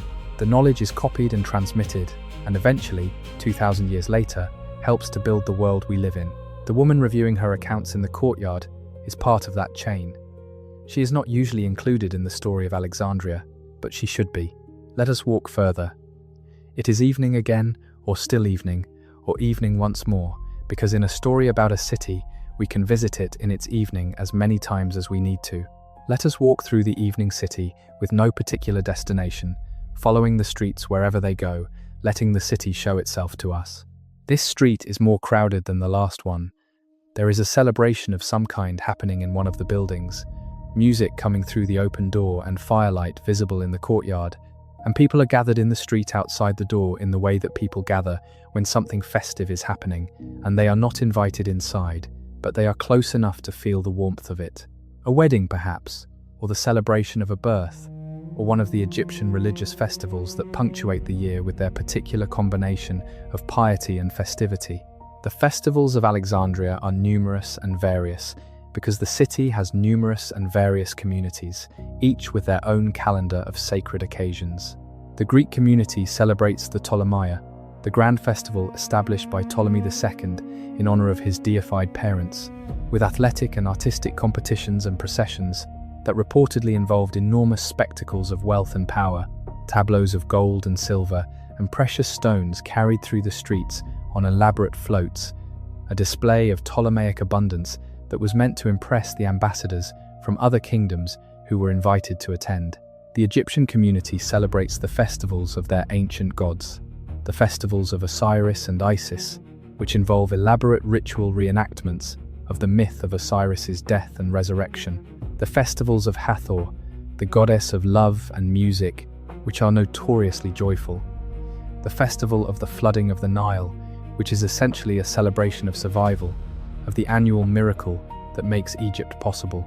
The Jewish community celebrates Passover and Shavuot and Sukkot and the other festivals of the Hebrew calendar, adapting them to the specific conditions of a diaspora community in a foreign country, while maintaining enough of their character to remain recognizably themselves. The celebration of Passover in Alexandria is not quite the same as the celebration of Passover in Jerusalem, which is not quite the same as the celebration that was happening in Egypt during the historical events, if historical events they were, that the festival commemorates. But the memory is continuous, and the intention is the same: to keep alive the story of who you are and where you came from, because without that story you dissolve into the city around you and cease to be yourself. All these festivals, all these different occasions of memory and celebration and community happen simultaneously in the same city. They do not always coincide peacefully. There are tensions. There are moments when the calendar creates conflicts, when the Greek festival procession passes through a street where Egyptian religious practices are taking place, or when the different communities' needs compete for the same space or the same resource. The history of Ptolemaic Alexandria is not without communal violence. The Jewish community has particularly difficult relationships with the Alexandrian Greek population in the later periods of the city's history, and there are documented riots and periods of acute tension. But on this evening, on this specific evening, the festival in the courtyard is simply a festival. The music is playing, the light is warm, the people in the street are listening and talking, and some of them are dancing a few steps in the margin of the festival's sound, sharing in the celebration by proximity, if not by invitation. This is also Alexandria, the city that contains all these different lives and all these different celebrations and all these different ways of being human, and that holds them in proximity, not always peacefully, but continuously, because the alternative to proximity his departure, and where would you go from here? You are in the greatest city in the world. You are in the place where the lighthouse burns, and the library waits, and the harbour is full, and the bread is baking, and the stars are out, and the Nile is flowing, and the morning comes every day with the particular quality of light that this coast and this latitude and this sea produce. Together, a light that does not exist anywhere else. You are in Alexandria. Let the music play. Let the fire in the courtyard cast its warm light. Let the city hold you in its ancient noise and its ancient quiet, alternating the way they always alternate in a city. The noise of the living day and the quiet of the living night. The scholars are still working. The lighthouse is still burning. The scrolls in the library are still there, rolled and labelled, patient as they have always been, waiting for whoever needs them next. In the morning, someone will. Let yourself drift now. Let the sound of the Alexandrian evening, the music and the voices and the sea wind and the distant harbour sounds, let all of it become the background to your breathing, the texture of the dark behind your eyelids. You have been to Alexandria. You have walked its streets and eaten its bread and stood in its library and looked at its lighthouse and sat in its symposium and watched its harbour at dawn and stood at the crossroads where all the lines of the ancient world converge. You have been to the place where human knowledge made its most ambitious attempt at completeness and found it beautiful and imperfect and human, like all the most ambitious things. The city is still there, in the way that all the things that happened are still there, behind us in time, intact in their moment, the lighthouse burning, and the scholars reading, and the bread sellers selling, and the old man on the wall, and the scribe working through the night, and Eratosthenes in his courtyard with his stick and his shadow and his answer. You can always go back. The city is always there. You just need the night and the quiet and someone to tell you the way. Good night. The light from Alexandria is still reaching you. It always will be. But let us not leave yet. There are stories still in the city that we have not told. There are rooms we have not entered, and conversations we have not overheard, and hours of the day we have not spent here. The night is patient, and so is Alexandria, and so, perhaps, are you. Let us go to the gymnasium in the morning. The gymnasium opens early, because the athletes who train there prefer the cooler morning hours, and because the educational activities that the gymnasium hosts are organized around a schedule that begins at sunrise and ends before the midday heat. The building is larger than a single building really, more of a complex. The covered track for running, the open exercise yard, the rooms for wrestling and for the various activities that Greek physical education encompasses, and the lecture rooms and the colonnade, where the educational and philosophical work takes place. The young men who come here in the early morning are the sons of the Greek and Macedonian settler families, the class that the Ptolemaic state designates as citizens in the full sense, entitled to attend the gymnasium and to receive the Greek education that citizenship implies. They are also the sons of wealthy Egyptian families who have sought assimilation into Greek civic life, and the sons of wealthy Jewish families who have done the same, and the sons of successful merchants from various parts of the Mediterranean world who have established themselves in Alexandria and want their children to have the social access that gymnasium education provides. The gymnasium education is called paideia in Greek, a word that means both education and culture, because in the Greek understanding the two things are the same. To be educated in the proper sense is to be formed as a particular kind of person, a person with a specific set of values and skills and reference points that allow you to participate in Greek civic life. Paideia involves learning the texts of Homer and Hesiod, which are the foundations of the Greek literary imagination. It involves physical training. It involves music. It involves learning to argue in the Greek philosophical tradition. And it involves developing the social relationships, the friendships, and the shared references and the particular ease with each other that comes from having gone through all of this together. The boys who train in the gymnasium this morning will be men in a few years who share this formation, who can quote the same texts and who argue together in the same colonnade and who sweated together on the same running track. They will be the administrative class of Ptolemaic Alexandria, the officers and the officials and the judges and the wealthy merchants. They will also be the audience for the philosophical conversations in the Mausian and the readers of the texts the library preserves. But the gymnasium this morning is not philosophical. It is athletic. There are boys running on the track, their feet slapping rhythmically on the packed earth. There are two wrestlers practicing their holds in the exercise yard, coached by an older man who shouts corrections in a voice that carries across the yard and into the next street. There is a boy learning to throw the discus, going through the motion, again and again, under the instruction of someone who clearly knows how to do this very well, and who is very clearly unimpressed by the boy's current technique. The physical is inseparable from the intellectual in this tradition. The Greeks believed that the body and the mind should both be developed, and that the kind of discipline required to master the physical challenges of athletic competition was not separate from, but continuous with, the discipline required for intellectual work. The famous phrase attributed to the philosopher Juvenal, mens sana in corpore sano, a sound mind in a sound body, is a Latin formulation of an idea that is fundamentally Greek, and its home, in some important sense, is here, in the Gymnasium of Alexandria, where the sons of the ruling class sweat on the running track before they go to listen to the lecture on Platonic philosophy. Let us leave the gymnasium and go to the waterfront again. But this time, let us go to the inner harbour, the smaller harbour on the eastern side of the city, the one called the Harbour of Happy Return, which is the harbour that the royal fleet uses, and where the smaller ceremonial vessels of the Ptolemaic court are moored. The royal court of Alexandria is a fascinating and strange institution. It is Greek in its language and in many of its cultural practices, but it is also Egyptian because the Ptolemies are pharaohs, and the office of pharaoh carries with it a whole apparatus of Egyptian royal ideology that the Ptolemies have had to absorb and make their own.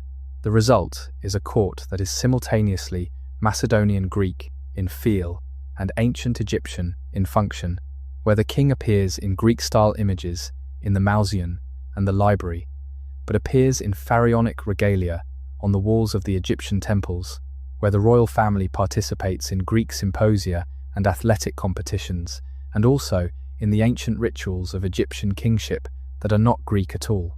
The Ptolemaic court is also extraordinary in the degree to which it concentrates intellectual talent. The chief librarian reports to the king. The scholars of the Mausoleum are royal appointees who receive stipends from the royal treasury. The king's doctor is likely one of the most sophisticated medical practitioners in the ancient world. The astronomers who track the movements of the celestial bodies for the purposes of the royal calendar and the festival schedule are also the people pushing the boundaries of theoretical astronomy. The philosophers who tutor the royal children are also publishing philosophical works that the wider Hellenistic world reads and argues about. The court is not always a comfortable place to be. The Ptolemies, like all royal dynasties, have their share of intrigue and violence, of factions competing for royal favour, of scholars who say the wrong thing to the wrong king at the wrong moment and find themselves suddenly without patronage or suddenly somewhere worse. Demetrius of Phaleron, the man who first proposed the library, ended his life under house arrest after backing the wrong Ptolemy in a succession dispute. Apollonius of Rhodes, the chief librarian and author of the Argonautica, reportedly had such a disastrous public reception for his poem in Alexandria that he left for Rhodes in humiliation, which is why he is called Apollonius of Rhodes, even though he was from Alexandria. The politics of patronage and literary fashion in the Ptolemaic court could be vicious in ways that went beyond critical opinion, but the system worked overall. The concentration of talent in Alexandria, funded by the Ptolemaic treasury and protected by the Ptolemaic peace, produced results that justified the investment.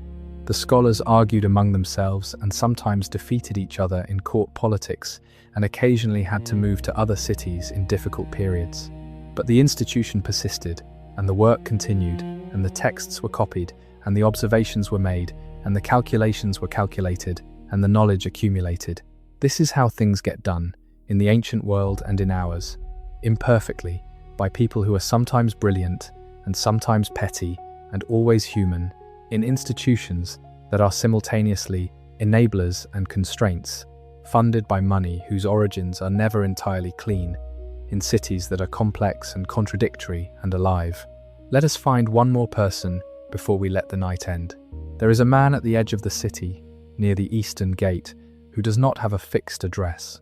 He is a traveling philosopher, what the Greeks call a peripatetic, in the literal sense, a walker, someone who moves through the cities of the Mediterranean world and attaches himself temporarily to whatever intellectual community he finds in each place. He has been to Athens and to Antioch and to Pergamon, and now he has come to Alexandria, because Alexandria is the place that everyone comes to eventually. He arrived 3 weeks ago on a merchant ship from Cyprus, and he has been finding his way around the city since then, getting his bearings, going to the library every day to use the texts, attending lectures at the Mauseon when the audience is open to visitors, eating cheaply and sleeping in the kind of accommodation that a philosopher with no patron and no appointment can afford. He is in his 50s. He has been doing this for 20 years, moving from city to city, spending a year or two in each place, absorbing what that place has to offer, and then moving on. He has been in enough cities now to have a very clear sense of what makes Alexandria different from all of them, and he thinks about it as he walks through the streets in the early morning before the heat of the day. What is different about Alexandria, he has concluded, is the quality of its surprise. Every other city he has been in has a character, a stable sense of what it is, and the character is not always admirable, but it is consistent. Athens is argumentative and proud, and slightly past its peak. Antioch is prosperous and well-organized, and fundamentally uninteresting. Pergamon is trying very hard to be Alexandria, and is not quite managing it. But Alexandria keeps surprising him. He turns a corner, and there is something he did not expect. A conversation between an Egyptian priest and a Greek mathematician that is producing, in the language of their mutual incomprehension and mutual fascination, something new. He goes to the library and finds a text he did not know existed, a summary of Babylonian astronomical observations compiled in Greek by a scholar whose name he has never encountered, and the summary contains things that change the problem he has been thinking about for 3 years. He has decided to stay longer than he planned. The city has that effect on people. It is the effect of the place where the most things are happening. You come for a visit, and the visit keeps extending, because there is always one more conversation you need to have, one more text you need to read, one more morning you want to spend, walking the streets of the harbour quarter, watching the ships come in. He sits at the edge of the fountain, in the small square near the eastern gate, and he takes out his wax tablet and begins to write. He is working on a dialogue, in the Platonic tradition, about the nature of memory, about what it means to remember something, about whether the things that are remembered have any existence independent of the act of remembering them, or whether they exist only in the mind that holds them, about what happens to a thing when no one any longer remembers it. He is writing in Alexandria, in the morning of the 3rd century before the Common Era, and he does not know that his dialogue will not survive. He does not know that in a few centuries the library that holds the copy will be damaged, and the copy will be lost, and the copy of the copy will be lost, and eventually the text will simply be gone, as thoroughly as if it had never existed. He does not know this. He writes as though the words he is making will last. They do not last. But the question he is writing about lasts. The question of what survives when nothing is remembered. The question of whether the thing that happened still exists somewhere, in some form, when no one is left who experienced it. He writes, "Perhaps memory is not the storing of the past, but the reconstruction of it. Perhaps what we remember is not what happened, but what we make of what happened, built from fragments, shaped by everything that has happened since. In which case, the past is always present, always being made, always being remade by the act of remembering it." He pauses. He looks at what he has written. He crosses out the last sentence and writes it again differently.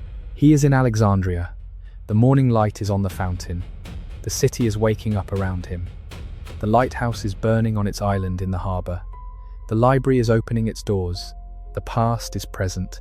The past is always being remade. We are remaking it now, together, in this long night, following the streets of a city that existed 2,000 years ago, and that is as close to us as the words we are using to describe it, because the words themselves are part of what Alexandria left behind. The alphabet we used to write this story, the geometry that calculated the proportions of the buildings we are describing, the medical understanding that shapes how we think about the bodies we inhabit while listening to this. The philosophical vocabulary that structures how we think about consciousness and identity and memory. The religious traditions whose texts were translated in Alexandria and whose theological concepts were first articulated in Alexandrian schools. All of it is here, in this language, in this story, in this night. Alexandria is not gone. It is here, in the structure of what we think and how we think it. The library burned and was neglected and fell apart slowly over centuries, and the knowledge it contained was partly lost and partly saved and partly transmitted in forms so altered that the original is barely recognizable. But the library's dream, the dream of preserved knowledge, of the past made available to the present, of all human thought held together in one place, that dream is not gone. You are living it. You are in it. The Library of Alexandria is the internet, is the library in your town, is the school where you learn to read, is the book your grandmother owned that ended up in your hands. The continuity is real. It is not romantic, and it is not metaphorical. It is literal. The specific ideas, the specific vocabulary, the specific ways of framing questions that were developed in Alexandria are in the intellectual water that all of Western civilization has been swimming in ever since. You cannot not have been shaped by them, because they shape the language you think in and the categories you use to understand the world and the questions you think are worth asking. This is what it means to say that Alexandria was the most important city in the ancient world. Not that it was the biggest or the richest or the most powerful, though at various times it was all of those things, but that what happened there shaped what came after in ways that nothing else did to the same degree. The Mausoleum and the library and the translation of the scriptures and the synthesis of Greek and Egyptian and Jewish thought and the extraordinary concentration of intellectual talent under Ptolemaic patronage changed the course of human civilization in ways that are still ongoing. And at the center of it, the lighthouse, burning, visible from 50 kilometers out at sea, telling every ship in the Mediterranean, here is the shore, here is safety, here is Alexandria, come in, let the fire guide you in, let the night deepen around you, let the sound of the harbor and the sound of the city and the sound of the scholarship happening in the rooms behind the marble facades all become one sound, the sound of human beings trying to understand the world they find themselves in, trying to record what they have understood so that the next person does not have to start from nothing, trying to build something that will last past their own lifetimes, past the lifetimes of their children, past the fall of kingdoms and the burning of libraries and the slow erosion of civilizations, something that will reach forward through time to whoever is listening. That is you. You are who they were reaching for. Sleep well in the light of Alexandria. One more hour in Alexandria. One more part of the city we should visit before we let it go. Let us go to the harbor before it is fully light. Let us go to that particular liminal time, when the night has not quite surrendered and the day has not quite arrived, when the sky is the color of pewter and the sea is black, and the lighthouse fire is at its most visible, because it is competing only with the first pale grey of the approaching dawn. The harbor at this hour is already stirring. The sailors who have been sleeping on their ships are waking up. The dock workers, who will load the outgoing vessels, are arriving on the waterfront, walking in groups through the still dark streets from their neighborhoods in the harbor district, talking in low voices, carrying their tools. The fish sellers will be here soon, coming in from the fishing grounds in small boats, the night's catch still wet and gleaming in the bottom of the hull. Stand at the water's edge and watch the light change. This is what the ancient Alexandrians saw every morning who happened to be awake at this hour, which was most of them who worked on the waterfront, which was a very large number of people. This exact quality of light, this precise sequence of colors, as the sky goes from black to grey to the thin pale gold that precedes the full sunrise, this was ordinary to them. It was Tuesday morning. It was the light that came every day. They did not remark on it in the texts that have survived to us, because it was unremarkable to them. It was simply the way mornings were, and you only write about what is unusual. But to us, coming from 2,000 years away, it is extraordinary. Not because the light is different from any other harbor light at dawn, because the light is the same, exactly the same. The harbor light of an Egyptian dawn has not changed since the 3rd century before the Common Era. The sea has not changed. The stars that are still visible in the west have not moved, not in any perceptible way across the span of human history. The smell of salt water and fish and rope is the smell it has always been. We can reach across the 2,000 years through this, through the unchanged things, through the light that falls the same way on the water, through the smell of the sea, through the sound of the small waves against the stone of the harbour wall. These things have not changed, and in them, Alexandria is still present, still reachable, still close enough to touch. This is what history is for, in the end. Not to know exactly what happened, though that matters. Not to accumulate facts, though facts are the necessary material of the work, but to recover the feeling of other lives. To understand that the people who lived in the past were people, fully, in the way we are people, with morning light and hunger and ambition and grief and wonder and boredom and all the rest of it, and that their world, for all its strangeness, was a world built on the same foundation as ours, the same body, the same sun, the same sea. The scholar who calculated the circumference of the earth was hungry at mealtimes and tired in the evenings, and sometimes had a morning when the thinking would not come, and he sat at the papyrus and drew nothing but the pen across the surface, and produced nothing useful, and eventually gave up and went for a walk. We know this not because he wrote about it, but because he was human, and all humans have those mornings. He had them in Alexandria, in the 3rd century before the Common Era, in the rooms of the Mausian, looking out at the same sea that we are looking at now. The woman who reviewed her accounts in the courtyard in the evening was sometimes genuinely happy, in the way that people are genuinely happy on ordinary evenings, when the business has gone well, and the children are quiet, and the food is good, and the air is cool. We know this not because she recorded it, but because she was human.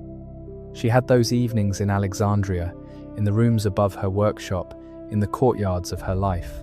The old man on the wall, watching the street and remembering the sound of the Nile at the bend near his childhood village, was in the grip of something that every human being who has ever been far from home and old enough to feel the distance knows.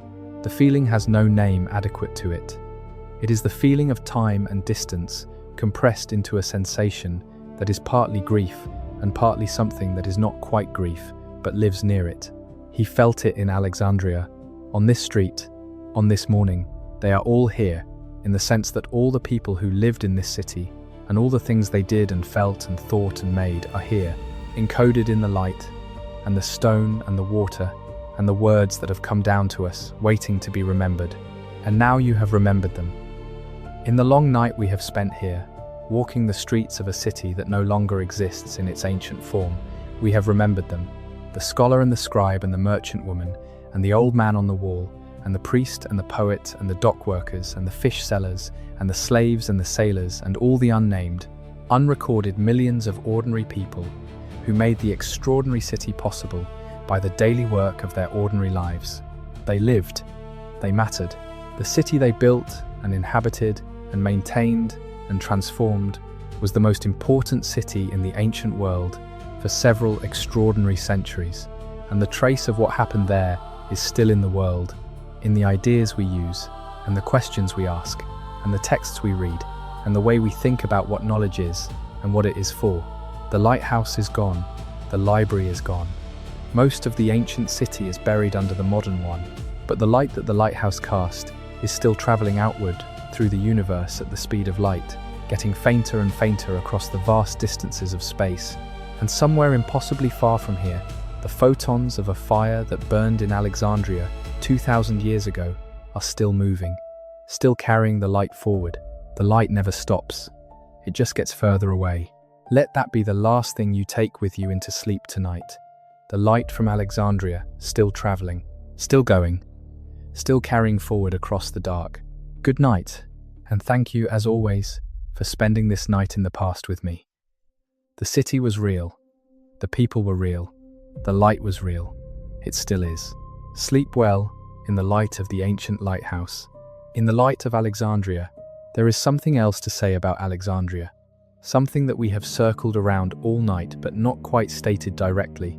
The city was not perfect. Let us be clear about that. The library was not a perfectly democratic institution. The Mausion was not open to everyone. The extraordinary culture that the Ptolemies funded was funded by the labor of enslaved people, by the taxation of Egyptian farmers who had no say in how that tax revenue was spent, by a system of economic extraction that benefited a Greek-speaking minority at the expense of an Egyptian-speaking majority who had been living in this land for 3,000 years before anyone from Macedonia arrived to tell them how to run it. The pluralism of Alexandria was real, but it was unequal.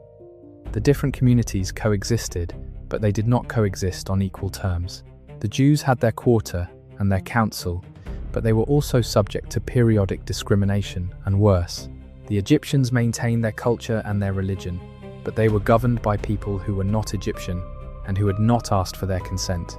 The women of Alexandria lived in a range of freedoms depending on their community of origin and their economic class, but none of them had access to the full range of civic participation that elite Greek men took for granted. This does not diminish what Alexandria achieved, but it locates the achievement in its actual context, which was a real place with real power relations, not an ideal. The library was built by real people in a real society with all the contradictions and injustices that real societies contain. The scholarship it produced was brilliant and transformative, and it was also produced within a system of patronage that made certain scholars possible and left others entirely out. What we honor when we honor Alexandria is not a perfect city. It is a city that did something remarkable in its specific historical moment, something that has had consequences far beyond its moment, something that we are still living in the long aftermath of. We honor it the way we honor all human achievement, by understanding it clearly, including its contradictions, and by asking what it teaches us about what is possible and what it costs. What it teaches us is this: the gathering of knowledge, the insistence that understanding the world is worth the effort, the belief that the ideas of the past are worth preserving so that the people of the future can build on them. These things require ongoing human will, and ongoing human work, and ongoing institutional support. They do not happen by themselves. They require someone to carry the oil up the stairs, and someone to tend the fire, and someone to polish the mirrors, and someone to copy the texts before they deteriorate, and someone to make the decision, again and again, that this work is worth doing. When that will lapses, when the institution loses its support, or its focus, or its reason for existing, the light begins to dim. The texts stop being copied. The scrolls deteriorate. The scholars leave. The building falls into disrepair. The knowledge is lost, not all at once in a single catastrophic fire, but gradually, irreversibly, in the way that things are always lost when no one is tending them. The lesson of Alexandria is not that knowledge is fragile. It is that knowledge requires maintenance. It requires the continuous investment of human attention and human resources. It requires someone to believe, in every generation, that it is worth doing. We are in that position now, in our own generation, with our own libraries and our own archives and our own digital collections that require maintenance and curation and the ongoing decision that they are worth the cost. Alexandria is not just history. It is a warning and an invitation. A warning about what happens when the maintenance lapses. An invitation to be the people who keep the light burning, carry the oil up the stairs, tend the fire, shine the mirrors. The ships are at sea, and they need to know where the shore is. Alexandria is counting on you. Sleep now. One last thing. There is a particular quality to the silence that falls in a great city in the very deepest part of the night. The hours between 2 and 4 in the morning, when even the nighttime workers have found their rhythm, and the noise of their work has become a kind of silence itself. A textured silence. A silence full of distant sound that is so constant it stops registering as sound. Alexandria in those hours is like that. The lighthouse burns but silently. The harbour breathes but quietly. The scholars in the Mausion, who are working through the night, are working in the hush that deep concentration produces. The hush of a mind engaged with a problem that has crowded out everything else. The scribes copying texts in the lamplight are in the hush of repetitive, careful work that empties the mind of everything except the line being traced, and the letter being formed, and the word being copied, and the sentence taking shape under the pen. In this hush, Alexandria is most itself. Not in the noise of the market and the argument and the festival, in the quiet, in the light of the lamp on the papyrus, in the fire on the mirror, in the careful, continuous, patient work of keeping knowledge alive. This is what you carry with you out of tonight. The hush of Alexandria at its deepest, the fire on the water, the words on the papyrus, the light still traveling, reaching you across 2,000 years of dark. You were there. You are still there. Rest now. The city keeps watch. And if you wake in the night and the darkness feels too large, remember that somewhere in what you know, somewhere in the geometry you learned in school, and the words you use to think about the world, and the questions you find worth asking, the light of Alexandria is in there, carried forward by the people who copied the texts and translated the scriptures and stayed up late arguing about whether the earth moves and whether the good life is the beautiful one and whether Mart and Logos are the same idea in different languages. They kept the light. Now you have it. That is what cities are for. That is what knowledge is for. That is what the long night of history is for. You carry Alexandria with you. Now sleep. The lighthouse stands. The scholars work. The morning comes. This is Alexandria always, and it is yours. The city that was, the city that is, the city that will always be, as long as someone remembers it, as long as someone tells the story, as long as someone carries the light forward through the dark and says, here is Alexandria, here is what we made, here is what we saved, here is what we lost and found again, here is the shore. Come in. 2,000 years of dark, and the light is still here, carried in the words, carried in the questions, carried in the dream of a library that could hold everything, that could keep everything, that could give everything back to whoever came looking. That dream is not gone. It lives in you, tonight, in the long dark before morning, in the space between the last waking thought and the first dream. Alexandria gives it to you. It has always been yours. Good night. The scholars are reading. The fire is burning. The morning is always coming. Sleep and dream of light on ancient water, the lighthouse on its island in the harbour, fire against the dark. Still burning, still burning, still burning. For you. For all of us. Sleep now. Sleep in the light. Sleep in the sound of the ancient sea. Alexandria holds you.